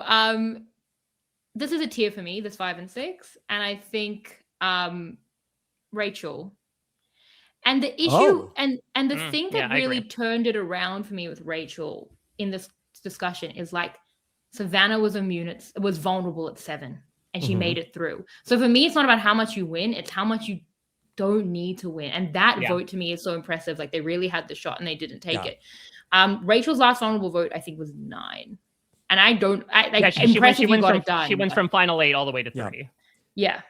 So to me, I always had Rachel and Savannah and I had flipped it back and forth. I always had them next to each other, but it's those record-setting immunity winners. Yes, but I do not have Rachel at number 6. Oh, interesting. I have her at number 5. I'm on the same wavelength as you, Shannon. Okay, I'm getting confused about where all our rankings are. So I will say that I am the highest on the panel on Rachel. I have Rachel at number 3. Woo! Oh, okay. And now this makes sense given what you were saying. 3, Savannah 4. Now this makes sense given what you said about Savannah in the idea of thriving under pressure. That it matters less about the fact that she had to win out, more so about the fact that she did win out. Yeah. Yeah. Does anyone want to talk about Rachel? Yeah, I'd love to talk about Rachel. Yeah. So, Rachel, I'd say to her credit, let's talk about all of the positive first. First, of course, 4 individual immunity wins, but also on top of individual immunity wins, she's probably the person in the new era who I would least want to go up against in any sort of puzzle competition. And listen, she's not necessarily somebody who memorized them. She's doing it because she's that good at doing puzzles. Maybe the best puzzle performer, I think, in the entirety of the new era, maybe the show. She also is somebody who, she has this poker background. She has this really great mind for the strategic maneuverings and the risk propositions that go into the game. So she can win challenges. She really understands all of the complicated strategic maneuvering, pretty good social game. So to me, yes, she was not necessarily at the top of her starting tribe. She gets blindsided on the Annika vote. She could have gone home had it not been for due to getting really swap screwed. She gets saved by Saul with the what is it called? Saved without power advantage, and then comes out of that, but then really ends up working her way into this majority alliance. You shake your head, but really she ends up with that. It's and they call themselves like the underdogs, even though they're the majority. But it's like her and Caroline and Sue and Teeny and Andy, and they feel like that, the top dogs of, Kyle and Genevieve and Sam are at the bottom at that point. She has an incredible immunity idol play at 6. She goes and gets an advantage, which she uses. She ends up surviving a final 5 vote where she blocks Sam's vote. She wins immunity when she would have gone home. She didn't know on Operation Italy. And then she beats like a very worthy opponent in Sam in the final 3. Yes. So, I mean, I completely agree with that. What is so interesting about my incongruent feelings about Rachel is I actually think out of all 9 winners, she has like the skill set I would want to most have as a Survivor player, because I think generally she is very astute. I think not astute. I think she has very good game instincts. And what is so weird about this is that this is not the game she wanted to play. Mm-hmm. It's really weird for me because I think that Rachel would have wanted to play almost like a Sam game, a little brainier, a little more game oriented. But instead, she had to become more of a Ben. She had to become more of a Mike Holloway because the target was on her back. I agree with you to a certain extent, Rob. She does. Okay, she gets saved by Saul. She's left out of the Sierra vote. Okay, but now she's back in with this group that wants to take out Kyle and Genevieve. On the Sierra vote, she does play her shot in the dark, which is one of the best applications of an advantage that I think we see in the new era. I think again, you speak to those game instincts. She was able, but so she's able to get in good with the underdogs. But it needs to be mentioned, Operation Italy. Had Rachel not won immunity, she would have been gone. It would not have been Caroline. So yeah. I think that we've asked her about this in her exit interview, and she still had the advantage. She had the vote block also, and I believe that she said that even if she didn't win immunity in that spot, she would have blocked a vote, I believe, in that spot. So I don't know necessarily if she goes home 100% if she doesn't win immunity at Operation Italy. Yeah, so that speaks to this weird dichotomy that Rachel is, which is someone that is able to utilize advantages maybe to the best of their advantage, and especially keeping all of this secret. You talked before with Maryanne, Shannon, about like purely individual moves. We have to talk about that idol play at the final 6, which was so masterful, from her sneaking down to the beach and hearing that everyone wants to take her out, to her there are many other players that would immediately after they lost immunity be like, well, I have an idol, so you can't vote me out. She would make that information public. Mm-hmm. Instead, she lured them into that trap. She brings up at Tribal Council first thing, well, I'm gone because I'm a big threat. And she baits everyone else into talking about how good she is at this game. And then she pulls an idol out and says, Rachel's funeral. I'm still staying at the game. It is incredibly impressive. And again, the only reason why I have her further down is you talk about being blindsided. Yes, Survivor 47 was a season where everyone got left out from every portion of time, but she was left out of 3 very crucial votes. I would say as well that like she got her way most of the time. I think one of the last things she does, which is winning that final 4 immunity, she wanted Sam gone. She did not want Sam sitting in the final 3. She chose the 2 people to put into fire, and Sam still prevailed in spite of that. And again, the idea that more so, again, I give her a lot of credit for being able to pull out these incredibly clutch victories. She is an absolute puzzle queen. I more so pride the games, I guess, of people who do not necessarily need to do that. And because challenges are also, not to say they're incredibly luck-based, because obviously they're very skill-based at a conceit, but like, for all we knew, she could have gotten a challenge the next day that she was not necessarily good at. I think she was able to benefit a lot from the particular things that came her way during that time. And I don't really disagree with anything you guys have said, but I think we just weighted differently, and that bears out in the rankings. As you said, the skill she has for the game in terms of she's likable, she's super self-aware to the point where she's like, she knew that she was ending up playing this game she didn't want to play, the trinket game, the physical game, the puzzle queen. She's super smart. She's a big fan. That's super strategic, and she did have strategy down the stretch with this underdog alliance. Some things we didn't see with Caroline and Sue as well. So there was more than that we didn't even see. The issue for me is I've always felt like Rachel is a better player than this game. And that is things you can say about even people who win. Some of that's really impressive. Like when things went awry, she still had the skills to pull it out in a game she didn't anticipate playing. But when I look at the game itself, which is what I'm judging it on, and that's my criteria for it, there are such highs and lows. I said that a bit with Savannah. Rachel makes it look even more extreme. And that's why it was kind of perfect that she was in the middle. But now I'm changing that. She has gaps. As I was saying, being left out more than any other winner in this new era.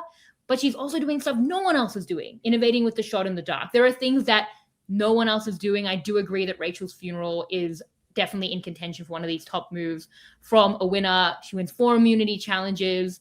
With Rachel's funeral as well, in terms of like she blackmailed Andy with her jury vote, and then he came to her and gave her that information. Like she's wielding that very, very strategically.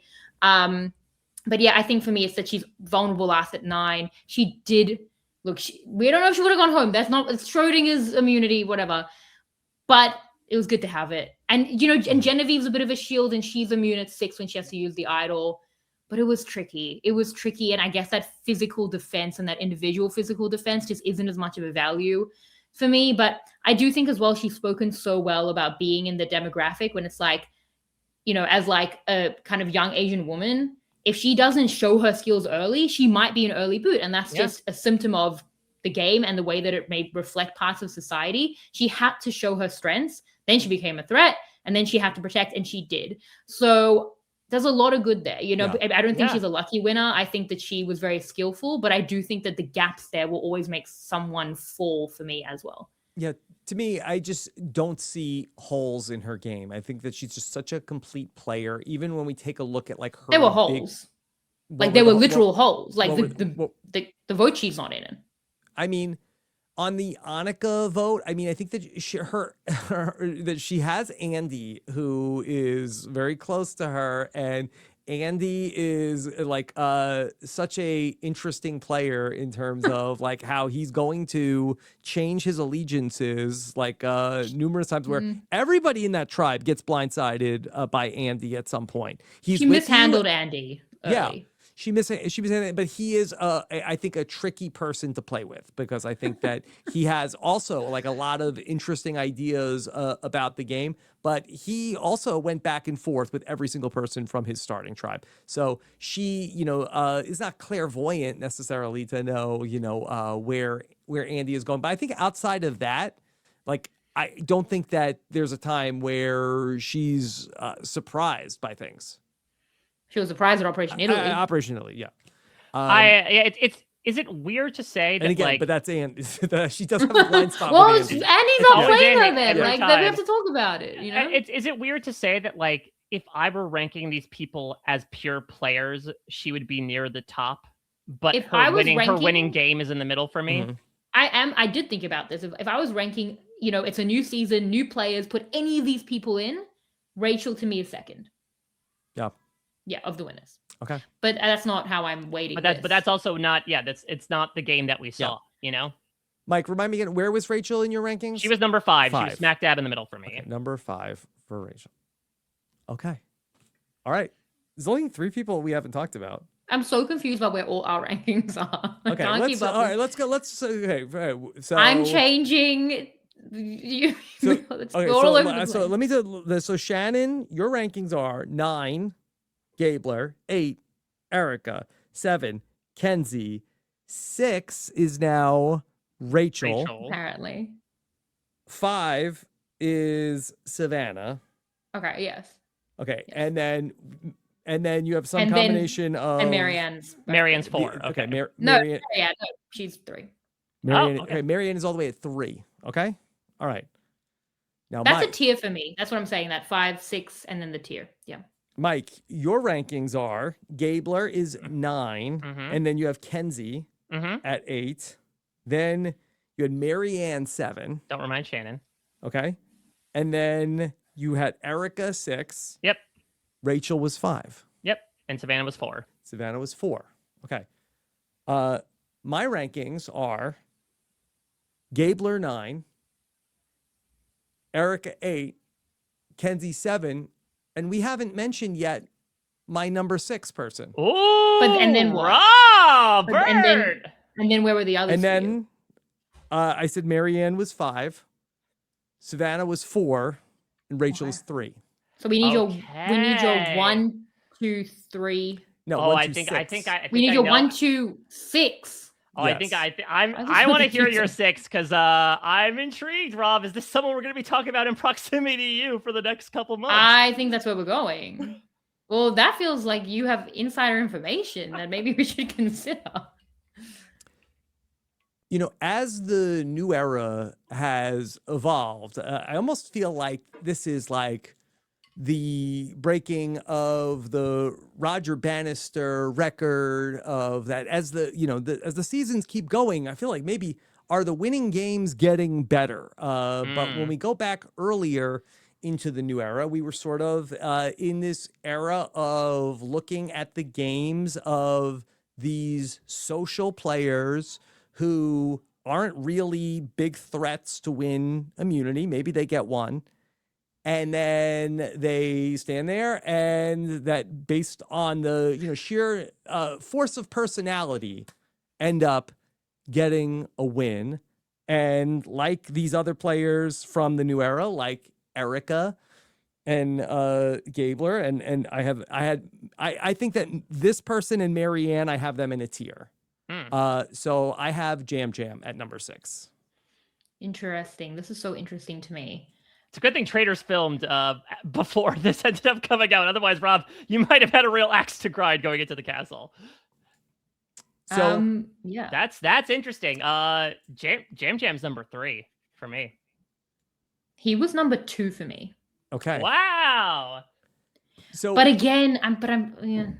Okay, well, yeah, Shannon, I find that interesting because I feel like that you penalized Savannah for being part of a trio, and here's Yam Yam very much in a trio, and a trio right. really between Yam Yam, of course, wonderful personality, Carolyn, big personality, and then Carson is really the one who's holding that group together. Whereas that I believe at the final 6 and the final 5. Yam Yam is working pretty hard to unsuccessfully get Carolyn voted out. Yeah. Should I change it? I mean, put so much thought into this. Like, so that's the biggest knock against Yam Yam's game for me. That's why he's not number 1 or 2, is the idea that he wanted to go to the end with the Three Stooges. Now, look, we don't necessarily know what that looks like. Carson has definitely said that he feels like he would have won. Yam Yam feels like it would have been close between him and Carson. And that's something we'll talk about with a couple of other winners, as well as to like purposely making their path harder. But it's also this idea that like it could have been the harder path and still winning versus they would have won in a route no matter what. Mm-hmm. That's what's so hard. That is the biggest knock for me against Yam Yam's game. And that's why I've really kind of wrestled with dropping him. I mean, I think after he won, I felt really high on his game. Sure. But then with that extra information, I mean, of those first 4 seasons, you could definitely argue that was the best. And I did. I did. 41, 42, 43, 44. I mean, what I'm saying is that I feel like that we then once we get to 45, I start to feel like we have like kind of a new standard for what a new era winner ultimately looks like. Yeah, I really struggled with that with someone like a Yam Yam and like a Kyle. And I was honestly going back and forth because I feel like that 2, 3, 4 for me, spoiler, I guess, of Yam Yam, Maryanne, and Kyle is so close. But the thing with Yam Yam for me, in terms of my value system, like firstly on adversity, again, with Kenzie, really faced a lot of adversity and handled it very, very well. What Tika were having to do. He does like lose Sarah, but like again, it's the same way I feel about Kenzie at the random Medivac. Like who knows, and also who cares? Like you make it to that merge. And then Tika did such impressive things very strategically. I think Yam Yam is a really big part of that. He's like a mole vote with Carson. I think he's really socially working across the aisle there. And then yes, does he want to go to the end with Carson? He's helping him make fire. Would he beat Carson? we don't know. Again, Schrodinger's jury vote, very, very tough. The fact that it is close, at the very least, is a knock. I can't believe they were going to vote for Carson, by the way. I really like Carson, but people usually struggle to give it to young people. That's the other thing too, is this also would not have been counting Yam Jam's final tribal council. Exactly. Which is really good. Mm-hmm. Exactly. So I think that's a tough one as well, in terms of that. But yeah, and he does also have some conflict, as we know, with Josh and with Carolyn. These things are knocks, but then Yam Yam in other ways, I do think you have the extreme pros where it's he's so sparkly, that type of pure social game, and letting it get through to that point to me is so impressive. And it was so strategically wielded, and those are my values that I'm weighting a lot.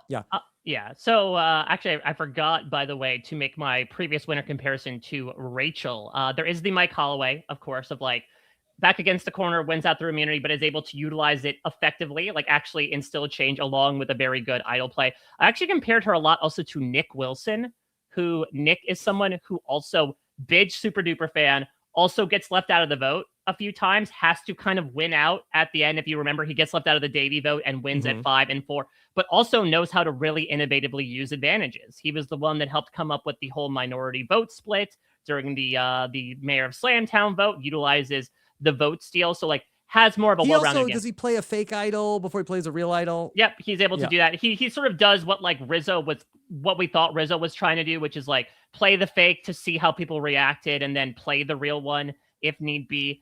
These are all the things people remember about Nick Wilson, I think. Exactly. They're really just top of mind. But Yam Yam, and maybe this is why I have him so high, I think he is the JT Thomas of the new era. Because if you look at JT's that's game, the case. That's a 1.0. 1.0. Is Carson the Steven? I mean, if they sat at the final two, it could have been, honestly, because what's so interesting about Yam Yam and JT's similar course is that both of them enter the merge in an extreme minority. And I think unlike JT, Yam Yam draws and more he's vulnerable at the mergatory also. Yes, he gets the only votes, he gets one vote after the first 2 rounds, but he's incredibly vulnerable at mergatory and at the split tribal council. And it's through only being a select number of options. But from then on out, his name is not uttered on anyone's lips because everyone likes him.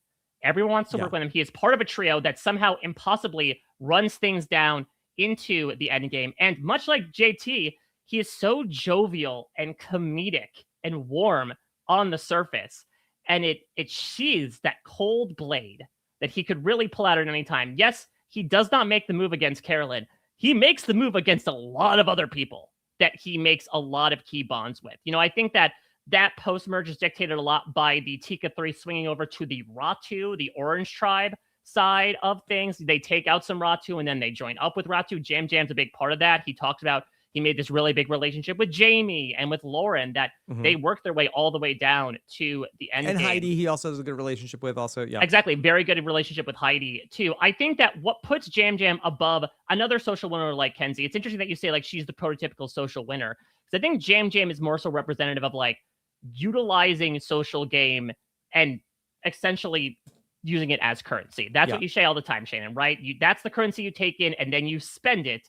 And Yam Yam certainly did in saying, hey, you like me? You want to work with me?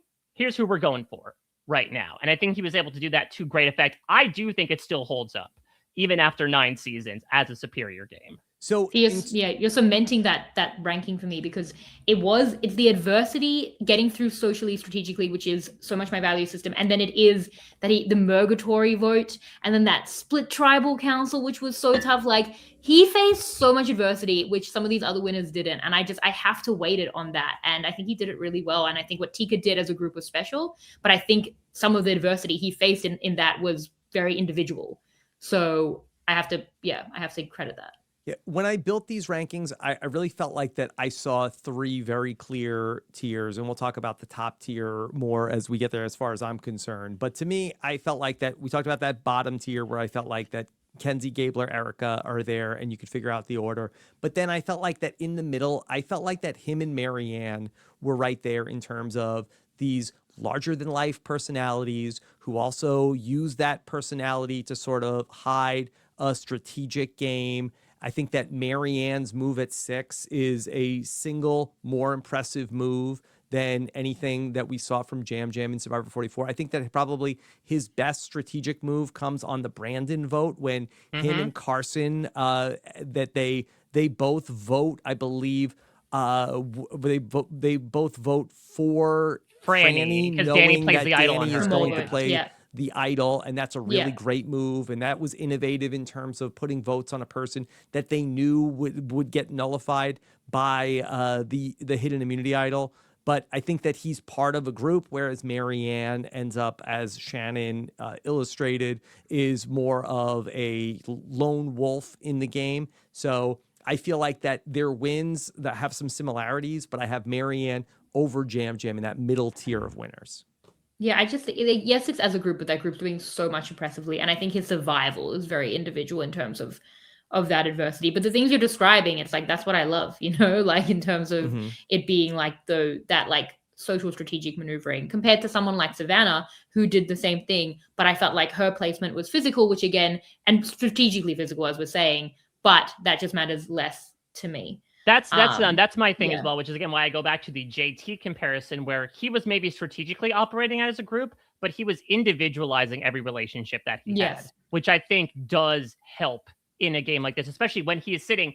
If you want to go to the end with his allies, that's how you differentiate yourself from an ally, right? Is you say, hey, I know you though. We have this thing going on that you don't have with Carson, that you don't have with Carolyn. I think he was very purposeful in that. I think he is also, again, a skill set that applies not only to survive every Survivor season, but maybe, as we'll see very soon, to a lot of reality TV shows where he's a charmer. He is able to just, and I think the way that he was able to bring in that incredible quote in his final tribal about like, when I heard you talking about your dog, I saw the sparkles in your eyes. And then when you were talking gay with me, I saw it go away. And so I knew you were lying to me, is a way to describe one of the most undescribable aspects of the game, which is the social aspect. I think that something else that I awarded to some of the other players is that I feel like that there are some other players on this list that have like very clean games who never have sort of like messy altercations with other players in the game. And so I feel like I really respect the players who just are keeping their game a little bit more focused and not getting drawn into sort of like petty squabbles with other players. But that's also authenticity to a certain aspect, right? Like, I don't think Rachel LaMont is scrapping with anybody anytime soon. That's just Yam Yam in a nutshell. And I think that shows, again, the fact that he did lead with his whole personality, which showed he was his authentic self, while also simultaneously saying, hey, you can laugh at my jokes and, you can talk about how me and Josh are getting in fights down at Tree Mail, but like, I'm coming for all y'all. No, I agree. That's a flaw. Like, I mean, I agree with Rob. Like, you shouldn't be fighting with people. Like, in a perfect world, if you're a Survivor robot, you're not going to be doing that. I think with Yam Yam was good. And as well, it ended after the season, and there's been no drama since. And I think that we really have to look at that. So, look, there are definitely things to point out there as social flaws, but also a lot of it's interesting. These players are really hard to rank when they're so extreme, and then you're going to rank them against people who are so measured, probably next. But measured is a good word. Yeah. Okay. That is interesting. Yeah, that I don't know how these are all going to average out, but you two are putting Yam Yam and Maryanne in the same tier. They do kind of occupy the same space as like unexpected, quirky character who is able to play an underrated, cutthroat game when you least expect it. Yeah, I like that. I like all of that. So, not people where you see it coming, you see the personality first, and you don't really see what they're doing strategically. And they're very easy people to like and root for, especially when you first meet them. Yeah. Okay. All right. So do I have okay, so Shannon, you said you'd Maryanne at 3?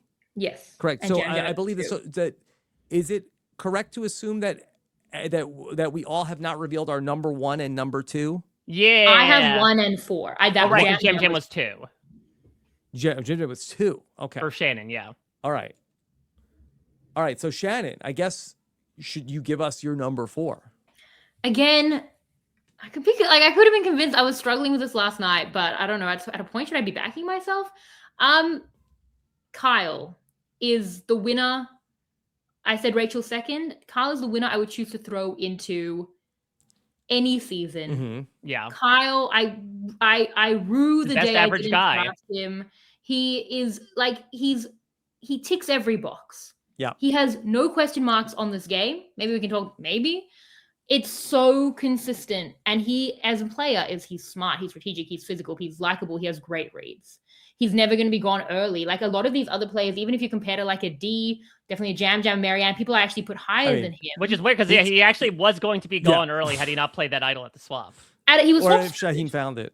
Well, he was swap screwed, to be fair. Like, that's like a luck-based thing. And I really don't like when people are like, well, you know, people could go, like Rachel as an example. She could have gone on that split tribal. It's like, then she would have been swap screwed. Like, that wouldn't have spoken to her. The fact that she got out of it in any capacity only puts her back to neutral. I feel the same with Kyle, but it was actually to a positive because he did it so well. That's actually one of the flashiest things you can say about his game. But Kyle, like, in a perfect world, like, there are other players here who are extremes, who could draw attention early. Yam could, Maryanne certainly. I don't have any of that with Kyle. I really trust him as a player. So did everyone. And so did everyone. My thing with him is his game has few, if any, question marks. It is super steady. He gets into this alliance. He reads a jury a hell of a lot better than I read that jury. I spoke to Joe in San Francisco. I was like, I thought you were going to win. He was like, me too. I was like, that was shocking for both of us. Mm-hmm. And I feel like with Kyle, it's a very unique jury to read. I said it at the time. People have, you know, lost out thinking they could be the Kyle before, and now they'll probably do it more so. Like, I don't need to vote out that big threat. I'll just sit with them. I'll have my cake and eat it. And then they have no cake at all. And Kyle ate that cake. So he's caked up. Yeah, exactly. I knew you'd go there. And I still said it, like, in the moment I felt it. He should have been targeted. He wasn't. Yeah. He was, and I guess my thing with him, and I guess why I put him at 4, and I wrestled with it, is the adversity thing. Like, this season was made for these types of players. It was a big, strong guy season, and sitting at the end with Joe and Eva was apparently like the winning thing, and they were happy to do it. So it's like, I don't want to take away from it because he knew when to undermine. He knew to undermine at the Shaheen vote. He knew to undermine by taking Joe at the final 4. He played it perfectly, but he didn't have to do anything spectacular. And I just think the route was a little more simple than we talk about for like a Yam, Maryanne, etc. So Kyle was somebody that I really struggled to place in my rankings, where I always had Rachel and Savannah like handcuffed. That they were always going to be neck and neck and back to back in my rankings. In the earlier draft I had Kyle behind them.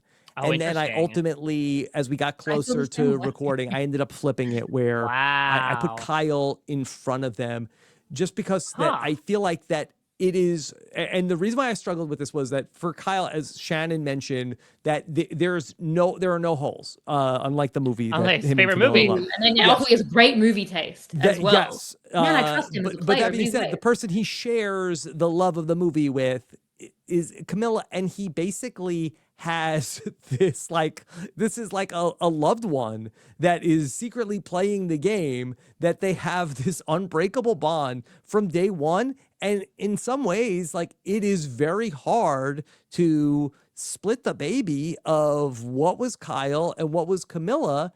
And they just have this like unspeakable bond from day one. And you could say, okay, that speaks to maybe both of their social games, that they have that, but it's a little hard to parse him as a player without also then how do we factor in what was Kyle and what was Camilla? I mean, I don't struggle with that really. To a certain extent. I mean, we're in very different spots in the season. I also feel like Kyle himself has said in the exit press that maybe the relationship with Camilla was a little overblown. Like, he would say that, right, that they would have like 30 to 45 second. Yeah, I mean, he said in my interview with him. But he said it right before he went out on 50 with her. That also could be true. But he did say that most of the time with Camilla, it was that they would have like 30 to 45 second meetings in the jungle and then go off. He said that actually, like, Kyle's relationship with David was one of the ones that he actually cherished for the majority of the game. So that all being said, his end game is so interesting and is the reason why he's my number 2. Now, that's interesting that the two of you were like, okay, is he going to be, 4? Is he going to be behind Rachel, behind Savannah? I could have put him at 2. I was thinking about it. He was always going to be either number 2 or number 1 for me. And I feel like that's also been a lot of the discourse over the past year has been, okay, Dee or Kyle. But I think for me, Kyle's weakest spot is the fact that he does a great job in getting to the end game with people who would take him to the end. He very purposely tried to fix things in a way where he is able to, as you said, have his cake and eat it too. He's in the Final Four with Camilla, with Joe, with Eva. We don't talk about the fact that he has an incredibly strong relationship with Eva as well. She's like his best friend now outside of the show. Him and Joe had this incredibly emotional, personal connection too. So he was going to be safe no matter what. But now we go back to the Gabler of it all, of like, okay, but who would he win against? And I think something that does discredit Kyle a little bit is the idea that, yes, you're saying, Shannon, that maybe the path for everyone was to take Joe and Eva to the end, but Kyle himself has admitted, like, this was sort of the harder path to take, to go up against these two people that can claim they dominated so much of the post-merge, but I back myself, I do it, and he was able to do so. I would say another thing that I struggled with was that is the killer instinct there for Kyle in terms of like, you know, that he has the relationship with Camilla is like tough to understand from an outsider's perspective, even though they barely are even friends. They don't even really like each other, they hate allegedly. each other. Yep. That they sort of like agree like, hey, well, like we shouldn't both go to the final three. Like one of us should go to the jury and help the other person win. Like that is uncommon. That is not a normal thing to have in the game. So I feel like that Kyle gets like an easy out there in terms of having to part with his number one. He chooses to go to the end with Joe, and it has a correct read on the jury. But it seems like that if that wasn't the read, like would Kyle be able to have voted out Joe if he needed to? Again, I'm not sure. We didn't have to see it. We saw it with Shaheen, and he did pull the trigger there, but that was the thing that was giving me pause between putting him at the second best winner of the new era versus the fourth best winner of the new era. Very high praise either way. Oh, it's interesting. Yeah. Go ahead, Shannon. I completely agree. I feel like for me, the question marks were, well, why did he go with Joe? Was he always going to beat Joe? Is that tellable? These things aren't binary, and that really, I try to get that definitiveness, but often it's not possible. Did he just not want to? We see confessionals where he's like, it actually tears him up. Is it that morality, which I would highly criticize? Yeah, criticize the heart. That's exactly what I'm trying to say. Or is he like, I think I can beat Joe, and then he does, and it like speaks for itself that he can have the cake and eat it too. These things probably aren't so cut and dry. I want to give him the grace because I was reading the jury so badly, and it was such a difficult jury, I think, to read. A unique jury. I want to give him the grace to be like, I think I can sit with Joe. I think this is a good pathway. And I hope that was true early on, because again, that's not what the players were saying, but whatever he was reading into himself, like the self-awareness, into his competitors and someone like Joe, and into the jury worked out in a way that I was wrong. So I can't be like, but also, did you just really not want to? He's like, well, who won? Who won $1 million? Yeah. So, I think I want to give him that grace on that. So the comparisons that I have to Kyle in terms of winners are, I think, two fairly underrated winners. I think one of the biggest one-for-ones is Sophie Clark, right? This idea who is in a majority alliance, is in a good position to make a lot of the decisions, and you wonder on paper, why are they not taking out Coach? Coach is a returning player. Coach is running everything. Another player that similarly based a lot of their gameplay, the edict of the season was about honor and loyalty, but then goes to the end with that person, is able to make an argument, and that other person's able to get sort of a shot out for their hypocrisy in said edict, and he takes home the win. I also see a lot of comparisons or a lot of similarities between him and Tommy Sheehan, Teacher Tommy. I think that he was somebody, both former teachers as well, but I think Tommy was someone who did a really good job of just being in the middle of everything, not only from a strategic and positioning perspective, was very rarely in danger. Kyle, the most he was in danger was that swap screw vote. He really is not a name on anyone's lips the entirety of the post-merge. And the final thing I'll add is that, Shannon, you talk about adversity, but Kyle kind of had to play the game in handcuffs, because you think about what was the ruling edict of that season, right? Which is like, don't stray from the six. We make a decision as a group. We stay loyal until the end. Kyle knows if he burns that group, then he's lost the game, essentially. But how does he do that while also furthering his own agenda, which is this outsider Camilla that he wants by his side? So he is able to subtly manipulate the David vote, the Shaheen vote, to pick off these outsiders while also still maintaining what he wants at the end of the day. He was able to work within the very stringent framework of the season to get the outcome that he desired, and I think that's incredibly commendable. Yeah, it's good. It's not like spectacular. I think, in many ways it was kind of easy, but also was it easy because he made it look easy because of his relationships? Probably also that. I think it's probably both things. The structure suited him, and boy, did he play it well. I think that's where I'm at with it.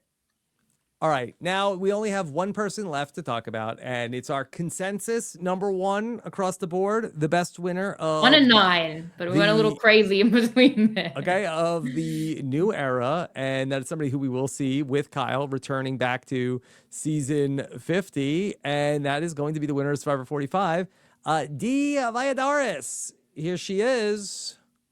Yeah. Yeah. Yeah, okay. Speaks for itself. Should we move on? No, I mean, like, you talk about the full package. Holy moly. Like this was cemented for me the second people were talking about 45, how she is like one of the most dominant winners of all time, let alone in the new era. And yes, the argument can be made of like, look at the competition that was up against her. There's a reason why that was the case. I think who said that? The competition was bad? A lot of people say like, well, because the Katora, like the Bellows were all taking each other out, et cetera, et cetera. Mm-hmm. But who do you think was engineering to make sure that the people that were going against her, that were the biggest threat to her stability, to her alliance, went out early? The D-Venge plot was there for a reason. Kayla, Kendra, anyone who said Dee is a dangerous player had to go. That is something that you can't necessarily say about people like Rachel and Savannah, who had some of their biggest detractors all the way until the end of the game. Yeah. You talk about making relationships and utilizing them. Like the 1-2 punch of that Emily vote and Drew vote are, for lack of a better term, cinema. Yeah. Oh, well, please. Yeah, it's really hard to poke holes in her game where she wins challenges. She has like a great social game. Everybody that she meets in the game wants to work with her. People do see her as a threat, but they're unable to ultimately do anything about it. She's willing to cut allies. She ends up then taking, building on the Maryanne thing of not necessarily revealing a in-game trinket, but at least an in-game secret to the jury to great effect against Austin. She ends up being in like a really good position all the way through.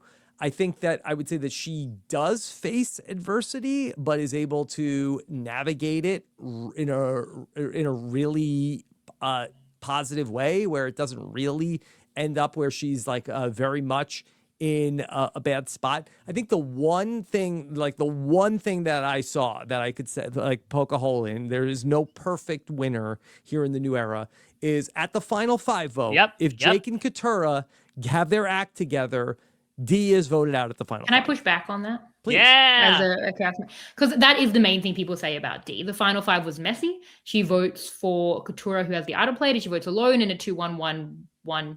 How many ones did I just say? It was 2-1-1-1, yeah. It was 3 ones. Anyway, and Julie goes home.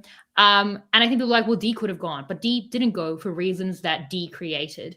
The reason Katura does not want to go for Dee, even though she absolutely should, and it was a conservative thing to do, is because Dee is insulated in a way Julie isn't. And the reason that Dee is insulated by votes that will never vote her out if it gets to a revote is because Austin and Julie prioritize Dee, I think, often over themselves. Julie in that vote, when it's tricky and tight, should be going to Bello and saying, let's take out Dee. It's best for my game and it protects me. And Julie does not do that. The loyalty that she created with Austin and Julie were insane. She could be a cult leader. Like, that level of that is insane to me. And I think that final 5, while it wasn't perfect, I think she underestimated Jake. She's not voting with Julie. Like, it definitely gets messy. I'm not saying it's perfect, but I think that she had done the building blocks of till that vote so well that she's insulated to the point where when she doesn't go, that protectiveness is earned. And the reason it's earned is because it comes off the back of that 7-6. As Mike said, I think for me, other than the Maryanne move, the best move of these winners is that 7 to help Emily go with protecting Julie and then taking out Drew, and then to reveal it at the final tribal council, this incredible end game where it's so decisive how much she has just slaughtered Austin. It's a chasm between them. I think that's really impressive. And I think that the pacing through the whole season, she's a little messy early with the seafood stuff, but the fact that the Reba 4 can control, they have this fodder, everyone else, whether they biff it or Reba's helping them biff it. I mean, you have to also, the way we do with Rizzo and Savannah, credit what Reba is doing. And then she hugely individualizes. I think it compared to great competition with her Reba allies, Julie and Austin and Drew. She destroys them all. And I think that is a really impressive overall game. I think that the flaws are overstated. And I think that there's a body of work there that's incredibly impressive. And then as a player, like, she's sparkly, she's physical, she has these like extremes of good. She's maybe a little spicy, as we said, a little messy early, but she's hugely like manipulative of these Reba allies. Like, I think she's got a lot of good stuff. And I think that's why we all put her first, maybe. And I think we go back to Rob's essential question of like, okay, who do they not win sitting next to? And I look back from Dee down, like the person who stands the best chance of beating Dee is Emily. Perhaps. What about Julie? I don't know. I don't think so. I think Julie should have taken out Dee. Like, I think Dee was that to Julie. Well, if Julie was at the final three, like, I feel like that they spoke very highly of her. I honestly don't know if the jury votes for Julie over Dee if they're both there. It's just, again, she has such a good final tribal council, and she can speak to her move in the Drew in Julie playing that idol and Drew and all of that. I wouldn't want to go up against Dee. I think she probably does have, because I think the votes that she gets in terms of Emily, and she gets does she get Caleb also? She gets Caleb as well. Yeah, she doesn't. The only people she doesn't get, she does get Bruce, because she does throw shade at Bruce, which she's not happy about. And then Drew, for obvious reasons. Then Kendra had a close relationship with Austin, but she gets everyone else's vote. Yeah. And she would have gotten Jake's vote if it was a tie as well. Okay. All right. So I don't even think, like, she loses those votes to Austin. I don't even know if the cast at that time understood like what she had just done to Austin. You know what I mean? Like, I think like maybe it was taking you a while to catch up to just that. And that's the thing too. I think another argument is like, well, she only did what she could because Austin was in love with her, and it's like, yeah. Well, how many other dominant winners had people fall in love with them, either platonically or romantically? Like, it's a quality that's a little good to have, and it's almost the opposite of Kyle. Honestly, that Kyle felt so personally guilted by all these moves he had to make and personal relationships he had to betray. Dee was more than happy to floss her teeth with all those jugulars. Okay. Yeah.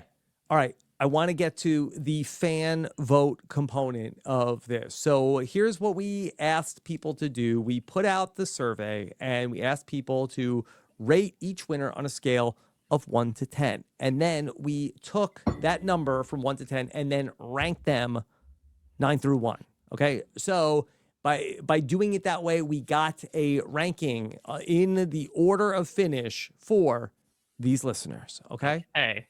All right. So over 5,000 people voted. We have our 30% vote cast. Okay. Now we will factor in the 70% audience vote. Okay. And see how we rated. Okay. All right. So here we go. That the audience had the same number 9 ranked winner from the new era for us, and that was Gabler. Okay, so Gabler, consensus number 9 pick. Gabler was ranked number 9. Okay. No death threats. Don't say that. Please don't say that. Okay. All right. The audience then had their number 8 ranked winner of the new era, the same as Rob and Shannon. It was Erika. Okay, interesting. Okay. Probably. So that I'm assuming that makes her number 8 overall? Yes. Okay. The audience then also had the same 7th place ranking as Rob and Shannon. So Shannon, so far, pretty you and I are perfect in lockstep with the audience. Kenzie won this was game. ranked number 7. Okay. Okay. Well, at least that feels clean. Like, Mike's kind of somewhere, but that at least I'm is messy. clean. I'm a messy bitch. Okay. And 1 will probably be pretty definitive, Okay. but it's gonna get messy then now. It was an extremely close vote between 5 and 6.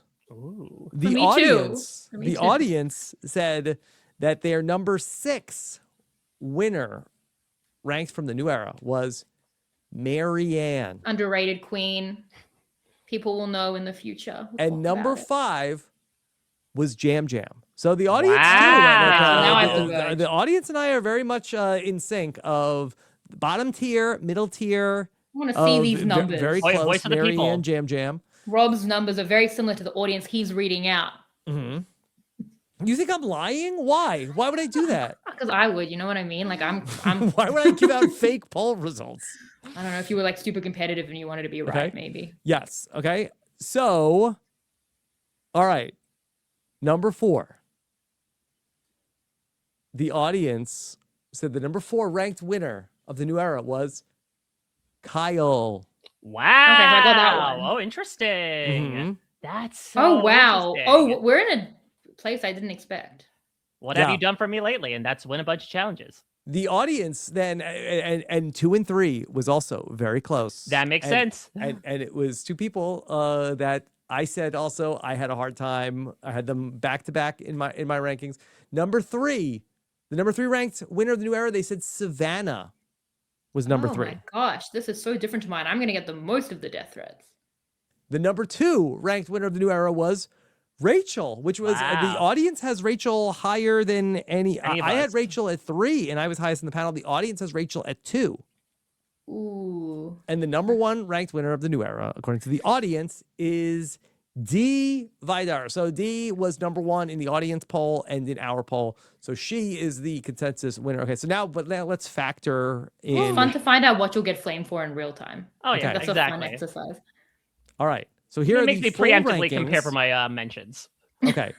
This is combined from the audience with the audience total and now with our panel results. Okay. Number 9, Gabler. Number 8, Erika. Number 7, Kenzie. Number 6, Maryanne. I couldn't change it. Number 5, Yam Yam. Number 4, Kyle. Number 3, Savannah. Number 2, Rachel. And number 1, Dee. Wasn't that just the audience? I was vote? gonna say. Sorry, we didn't even. Our ratings didn't even matter. We gave the audience too much say.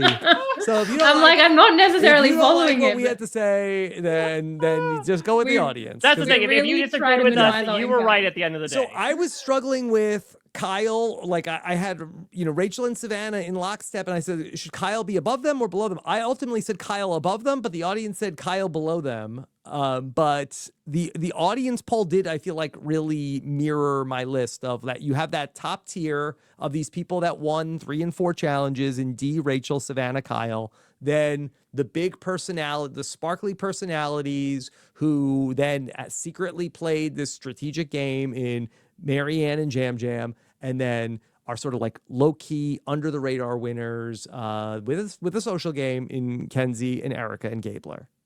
That is interesting. so I interesting. guess I'm very it became surprised. more they had 70%, and then Rob was so similar to them, then it was 80%. So even if we went a bit off book, me in the middle, Mike more at the bottom, that wasn't going to affect things. I think it is so interesting. I think this exercise has shown how difficult it is. There are someone like Rachel who's second, I'm saying has the most highs and lows. So it's really just how much you weight those highs and those lows. Some people might, she could be across the whole spectrum. She landed up here. Interesting exercise that was so. But I like how we did it. We gave our takes first. We weren't biased by knowing what the audience was going to say, and so we talked it through and gave our thoughts, and then we ultimately got to hear what the audience thinks. So I thought this was great. This was fun. I had a lot of fun with this. I mean, I think what's so interesting is that we are essentially jurors here in that we are dictating what is a better winning game from our perspective. And so your mileage may vary. I am so sorry to the people who I ranked low. You're welcome, I guess, to the people who ranked high. And even to see, how our own results jut up against what the audience Don't feels. apologize for anything, Mike. That that's how you affected nothing. Voted. You affected That's nothing. also true, yeah. As a juror, how much of these winners can name my loved ones? Bet you Maryanne could. So yeah, Rachel maybe, and that's how I'm going to place my things in the future. And they're all Survivor winners, and none of us can That's say the thing. They all Gabler won probably in the don't, ways that they did, with the cast that they did, and the seasons that they did, and nothing can take that away. And I feel like that we've been nothing but respectful to all 9 of the new era winners that we talked about. So I think I was really respectful to the winners. I don't think I was very respectful to Mike. you were fine. Okay, I've well, seen if I had much a worse on nickel, the podcast. maybe I'd be able to have $1 million. Yes. Oh, Okay. I'm going to miss our friendship. All right.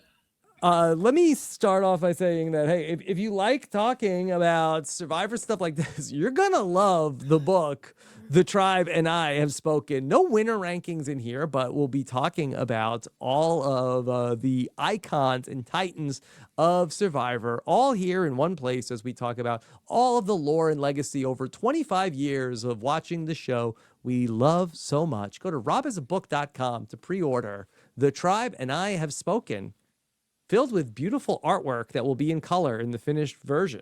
Are you going to put your winner rankings in there? I don't know. I think I just gave you the New Era winner rankings. Yeah, you slide them with the TOS list and then fill the 30s in if you want to. Yeah. Okay. All right. Shannon, what's coming up for you? You know, it's the holidays, so not a lot. Oh. I covered Survivor 49. If you want more takes on Survivor 49, I had a great Survivor Global Finale recap with Karen from Brain Feed Brawn 2. We spoke about all of these things.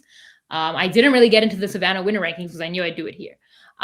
So there's that. And then in the new year, obviously Australian Survivor will happen and I'll start doing that and then I'll stop doing that. But there'll be coverage on the Global Survivor feed. Gus and Around, my husband and I do that together. If you want some holiday listening, Gus and Around podcast on YouTube, on Spotify, Apple. That's just about our life. And at Shannon Gates, where you can find all of that. Mike, what about for you?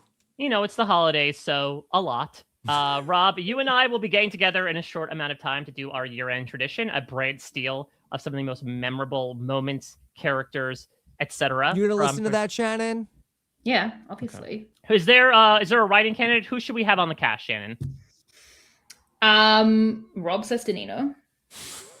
He wrote a book. He's going on the Traders. Yeah, that's you next best year. put him in. That's yeah, next well, year. Put me in next he should be year. in both years. He should be in both years. Mm-hmm. What happened this year? It's been such a long year. You will find out in due time as Rob and I will get together at the end of the year. I'm doing a reality flash as well about some of the biggest reality TV stories from this year. It was a big year for unscripted television, especially with what's to come. I will not say much, but I do have some Survivor 50 stuff coming up even before we get any sort of embargo lifted for the preseason interviews I did out there on the island. A bit of a refresher, perhaps, much like we did today, as to some of those 50 cast members. And I will also say, not to volunteer the time of R3 too much, but like, if you want us to do like a New Era seasons ranking, I think that could be very fun. Let's see how this goes. Let's see what people say. Let's see how it goes. But if you want it, listen, I'm casting the bait out there.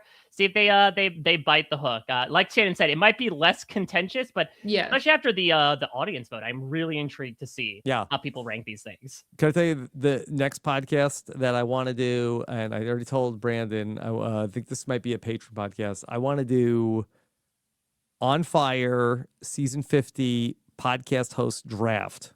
Oh, that's a good one. Yeah, that could go anywhere. That could go anywhere. Well, especially now that we have the celebrity angle, like that really widens the pool. Oh my God. Don't, please. I'm still recovering. That's a good podcast, right? It's a great podcast. Yeah. So otherwise, yeah, add a Mike Bloom type. All right. Thank you so much. I am looking forward to a very polite discourse in the comments on YouTube, and I'll be reading all your comments. And if anybody gets too out of pocket, guess what?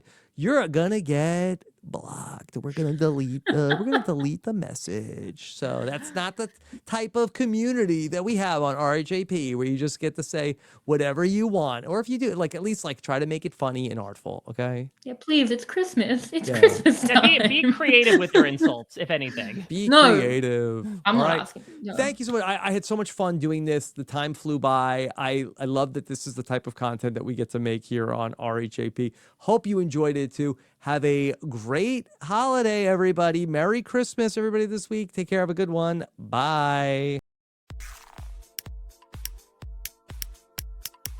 This is RHAP. We know reality TV.